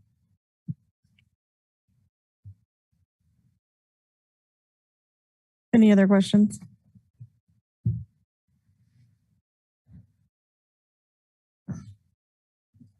Yeah. Are there any, this is a public comment item. Are there any people here to speak? Yes, hello, Courtney. Excuse me, Ms. Shipley. This is Tim Olson. I'm of the homeless community, as you've already talked to me before. I'm here to present and request that you guys reconsider some of the monies that have been funded to this as to opening up and reviewing the status of the existing home shelter that they have over by this by the police department. It used to house 150 people from what I've been told. I've never been there, but right now I believe they're at somewhere in the neighborhood of 50 people. If they took that 150, it would relieve a lot of pressure off of her while she continues, Jen, and gains the ground on the rest of the development that she needs to do. It is also something that's already there and should be in full use. We passed the COVID situation that caused the lowering of the people in there. If it's staff, use some of the monies to hire new staff. If it's room and something wrong with the building, we could use some of the monies for that. It could help to develop an easier way for her to deal with a lot less pressure and a lot more quicker on everything going along as progressed. And I also have another thing to say is I'm doing this as free time for my own self. I have just gotten my almost okay to my first apartment in over 4 years, or about 4 years. I gotta make it before the February deadline. I'll make 4 years and I have my apartment. But I had to use the fact that I am of age of 62, and that got me to the top of the list. The other people don't have that advantage. I'm considering it an advantage to be old. It is, in this case. But what about the people that are young out there that I care about and need housing just as bad? They are just as important, and we need to fund more money so that the housing people can do more with helping them with sleeping bags, warm clothes, things that are keeping them from freezing to death on nights like tonight. I'm lucky I got stuff like that. I'm from the Northland. I know how to do this. That's why I'm here. And I don't have nobody backing me tonight because it's too cold. They're in bed. They're wrapped up in their covers, and I don't blame them. But I got the ability, and I can walk in this, and it don't bother me. I know how. I'm proud to be here, proud to talk to all of you, and I really think some of my ideas are worth banking on and actually using. I would really like your time and consideration to reopening. Time. Thank you, ma'am. Thank you. Thank you. Further comments? Yeah, this is Chris Flowers, and I would support increasing the amount we're spending on the homeless. I was invited out to tour the shelter, I think Monday, yesterday. And they could use more I mean, they need more staff to have more people, because if they only have 2 staff members, that's oh my gosh, just imagine 100 people with just 2 staff members. I mean, some of the people have challenges, and if we want more people in the shelter, which, I mean, we shouldn't want people in the shelter. I mean, we need housing first. I mean, that's what I was told is the research shows that's the best way. I mean, the shelter is just a Band-Aid, but we have it, so we should be funding it more so we can get more use out of it. And also, there's that petition going around, and I'm totally for giving more money to the shelter and for the homeless, but I'm against prohibiting people from camping. I mean, I think they should have the option if they would prefer to camp as opposed to being in a shelter. I mean, that's an option they should have, but I don't think we want them being forced to have to camp if they would prefer to be in the shelter.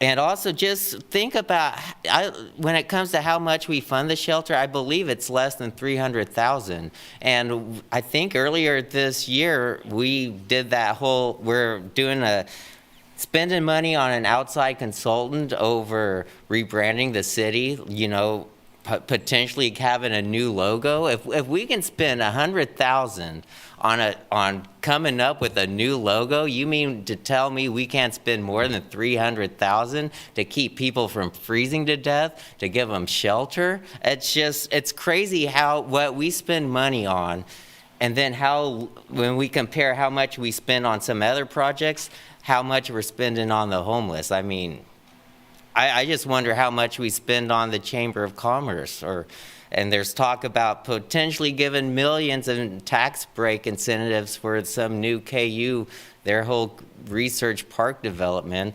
I mean, we could be finding ways to spend more on this problem. Thank you.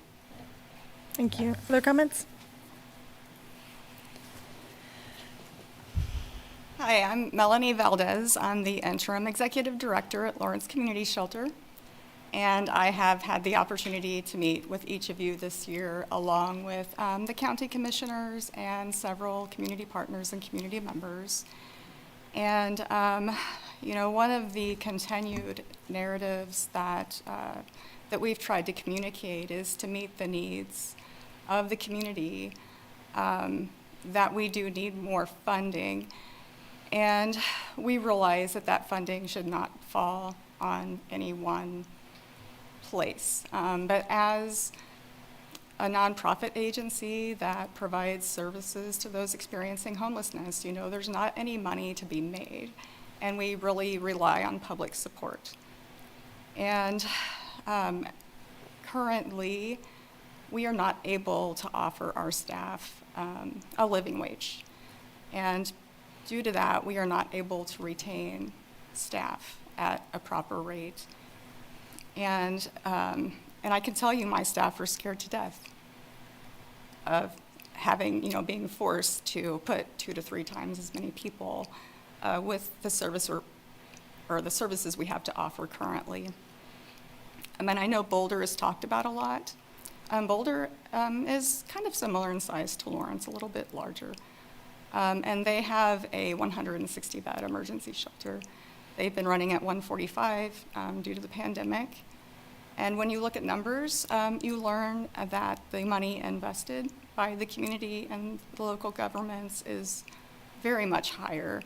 And our payroll at the shelter runs under $1 million a year, and their payroll runs about $3 million.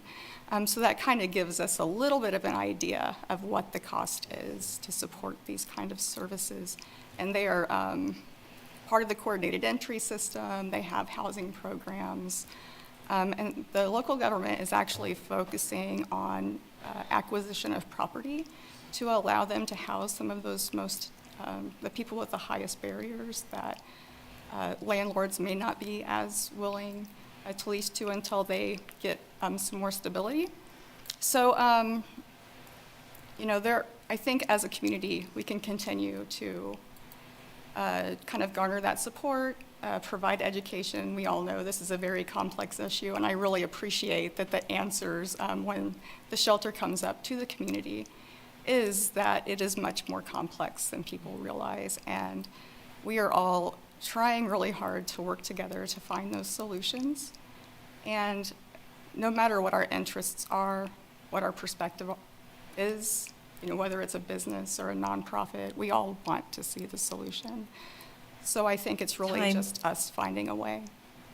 Thank you. Thank you. Any further public comment?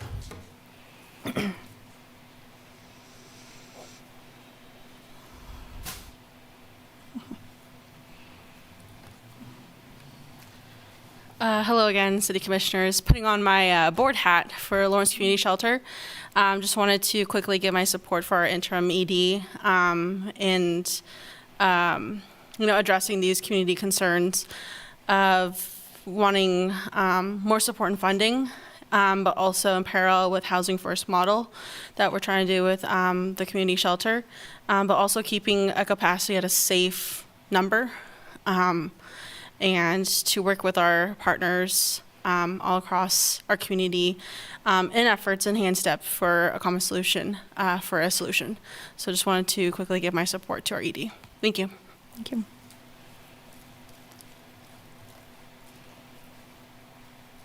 You're supposed to sign here.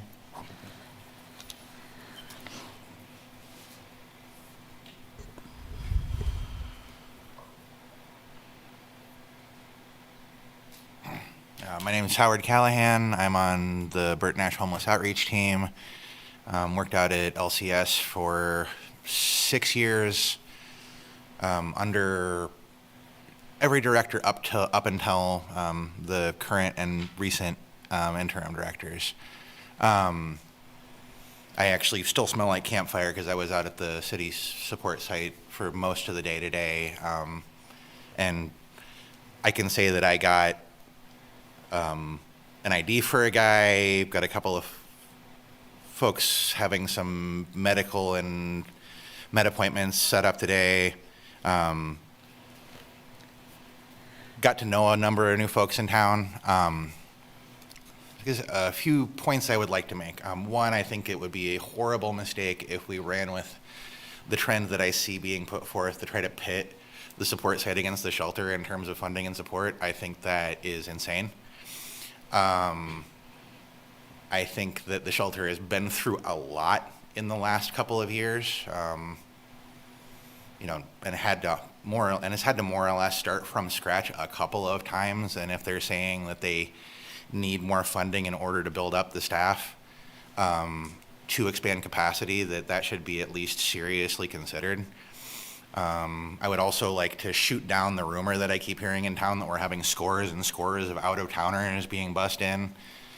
That talking point has come up literally every time anything having to do with shelter or homelessness has been brought up in Lawrence, and it has never been true, ever. I mean, maybe 10 to 20% at any given moment, and not like being shipped in from out of town, usually more like folks crash landing in Lawrence. And I can tell you that you will break the backs and attrition a lot of really talented providers if there's any shift to try to like get all of our providers, getting all of the out of towners to go away. Like, we're not here for that. And there's a lot of skill at the table. A lot of folks that have, are not here to keep the outsiders away. Like, we're here to actually try to get folks into a better situation, manage the harms of an already bad situation. I think that the city support site is actually doing really well in a lot of ways. I'm starting to see signs of like leadership from within the community and a community developing there. I'm really glad to see how many agency workers have been coming out. It's been cool to get to know some of the new shelter staff. They seem to really get a lot out of it also. I'd like to see more of the community out there. Wouldn't mind having a standard that you actually go out and hang out and help out at the site for a day or two before you have an opinion, honestly. I don't know. I could go on this subject for a bit. It's been most of my life for quite some time. But yeah, support the shelter in funding as much as you possibly can. Bring folks together as much as you possibly can. This like pitting agencies against each other thing. I know it happens to a certain degree organically because of like funding rationing, but like the more we can fight against it and actually be bringing folks together. Also, I have a lot of respect for Jen's leadership. I have a lot of respect for Melanie's leadership. Thank you. I appreciate it. Thank you. Oh, I'm sorry. I'm sorry. You've already spoken. I can't let you speak again right now. Was there any other public comment? Hello, my name is Kristen Eldridge, and I have a couple of questions. The first would be for city staff. I'm understanding that the support site currently has capacity for 78, and there are 77 there now. And what is the plan when more people need assistance? Need immediate support assistance? What is the plan there? My second question is for city staff, manager, commissioners. What does the continued community engagement and communication look like? And if you can't answer that now, can you give some reassurance there will be regular and ongoing engagement and updates for as you develop your more robust plan for working with and supporting homeless people? Thank you very much. Is there any other comments in the room? And then, Kristen, we'll get staff to answer you. Is there any public comment online? No, Mayor. Okay. Jen or Danelle, you have any response for Ms. Eldridge's questions? So this is Jen Woolsey, Homeless Programs Coordinator for the city. I will address the first question. So as we stated, there are 78 sectioned areas. And again, right now we have 77 individuals there as of today. I will say that that's not necessarily all 78 sections, because some of those sections include households, which would be 1 or 2 people. And so that is counted as our overall population, but not necessarily our household population. So as far as what happens once we are at max capacity, I think that's where we're continuing to have those conversations. Our hope is that once the winter shelter, the city ran winter shelter opens up, that will have a capacity of 75 beds that open up. So again, that's going to, that's going to create a dent, but I think that we are all very honest in the realization that we do have anywhere between 150 to 170 unsheltered individuals in Lawrence, Kansas right now. And so, unfortunately, yeah, I don't have the perfect answer on that. We're just going to continue to try to create services. And again, the hope is that with that long-term site, that it will be created in a space that will provide a safe, appropriate space so that we can have separation, but that it will meet that full need alongside other different sheltering options that come into, or that come online that we're all discussing. This is Danny Walters. As in terms of the second question, there is absolutely a commitment from staff to continue public engagement and really enhance the public engagement. We understand that it is critical for us to make sure that we're getting information out to the community, making sure the community knows what the support site is and what it isn't, and also getting input around those longer term solutions that we're working towards. The public input there is going to be critical. So we are most definitely very committed to continuing that conversation and making it a more frequent conversation. We've had to be pretty reactive at this point in getting everything set up and working through things as we're building it. So once as we're getting a better grip on the project, a better grip on the program, and kind of what we're seeing, then that helps us to be able to get that message out to the community. And it's not just our group, it's making sure that the city as a whole is getting good information out to everybody. So, and like I said, that's something that we're working very closely with Porter's team on. So short answer, yes, there's most definitely a commitment from staff to make that happen.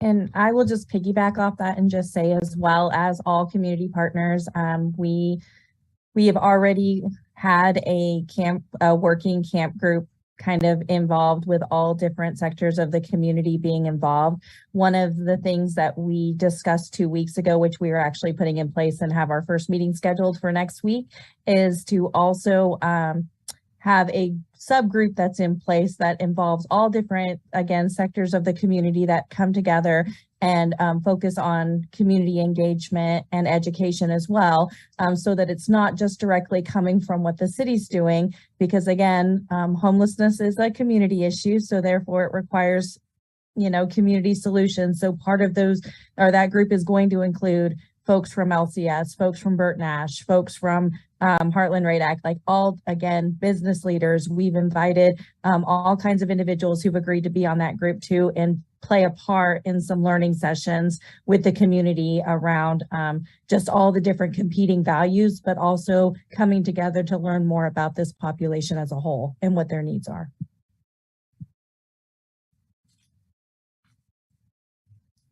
Thank you. Any other questions, commissioners, discussion? Go ahead. Yeah, I think on this one, I'd like to go first, because I think going last will drive me nuts. And Sherry, I'd even dare you to time me on this, because I think what we've seen here is, and I first want to say I appreciate our housing team. So Jen, Cicely, Danny, the whole entire team. I know you guys have a video out that highlights the work that you do, and I appreciate what you've been able to prepare for us in regards to what's going on. I think we've seen it here with discussion between commissioners and through the community. We still, the work is just beginning, and we are trying to do a very Herculean effort with intentionality, purpose, grace, and transparency. And I really would like, I hope our community and our partners truly understand that. What we are dealing with is, it may be slightly nuanced to some in our community and in our region. But, as a country, we have grossly divested in mental health workforce and funding for affordable access to housing on across the spectrum. And what we are in the process of doing, I couldn't be more proud that we are doing it. And we are, I don't want to say figuring it out as we go, but we are figuring out the way to do it with dignity to individuals for our community. This is not a us, them, they kind of thing. As Jen said, this takes the community, those individuals who are experiencing homelessness, whether it's chronic, whether it's temporary, whether it's couch surfing, they are individuals in our community. And I think as this work progresses, we will continue to build on the strengths that we have within our community partners as well as our housing team. And I'm excited to be able to be a part of that and helping to have dialogue and craft policy around that. But if there's anything that I could stress to our community, that this is difficult, complex work. And I've said it from the beginning, that you can see homelessness as a three-headed monster, even a multi-headed monster. It's bigger than that. And so we all have a lot of learning and navigating to do. And I caution against haste of asking us to move and increase things, because if capacity is like pressure, and you put pressure on something and it's gonna blow. So if we're upset about things now, imagine if we put too much pressure on a nonprofit to do something that they do not have the ability, the capacity, or the funding to do. And that's not fair to them, and it is not right of me as a commissioner to force that on them. But I think we are getting there, and we are now understanding the nuances and the complexities and the intricacies of what this is in our community. And we're putting the pieces in place to do this effectively and efficiently with intentionality and grace and purpose. Any other discussion? Well, that wasn't too long, Commissioner Sell. Thank you. But no, I would just say I appreciate everyone's work. Appreciate certainly the work of staff, Jen and Danny.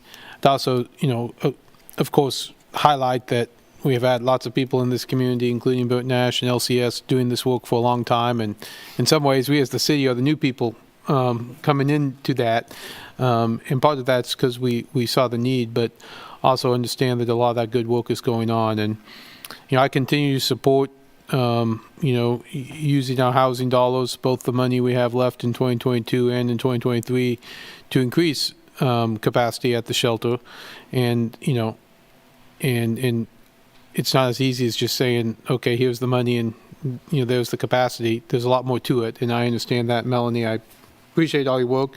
And that's why I asked the question earlier, how are those conversations going?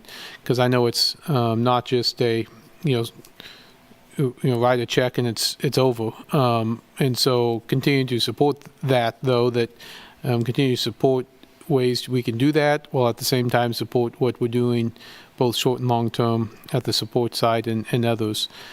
As Commissioner Sello said, it's a complex issue, but it's one that we have to continue to work on. And finally, I'd say, as we continue to say, I want to have that discussion soon when we can, when we get to that right point, again, not to rush it, to get to what we're going to do with the ARPA funds and what that looks like for long-term supportive housing, because as someone said, we need to have more supportive housing. We need to have more housing if we're going to ever solve this problem. Housing first is the ultimate solution, and we have to get there.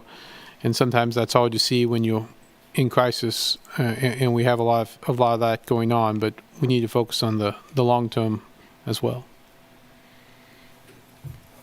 Thank you. Any other comments? Yeah, I just wanted to kind of wrap it up. I agree with Commissioner Sellers, Commissioner Finkeldye.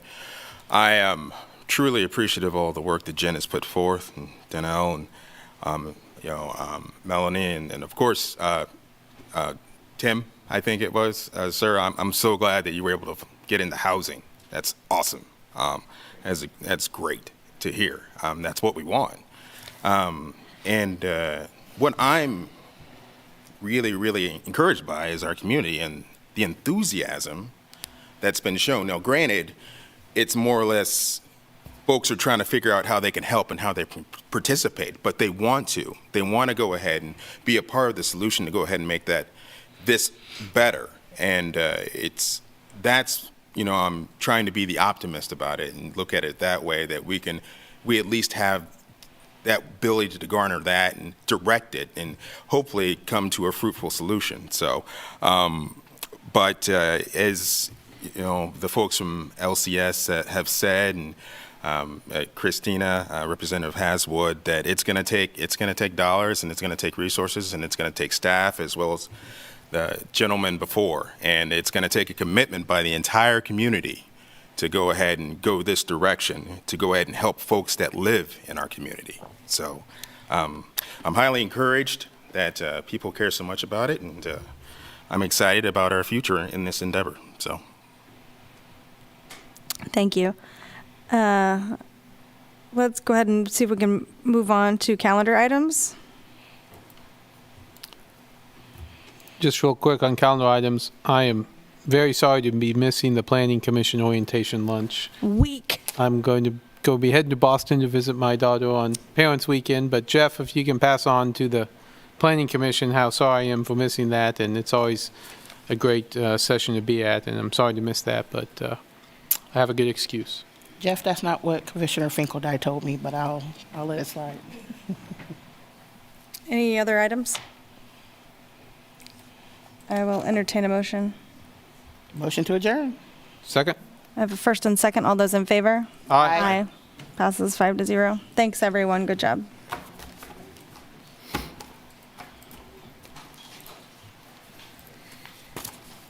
Yeah.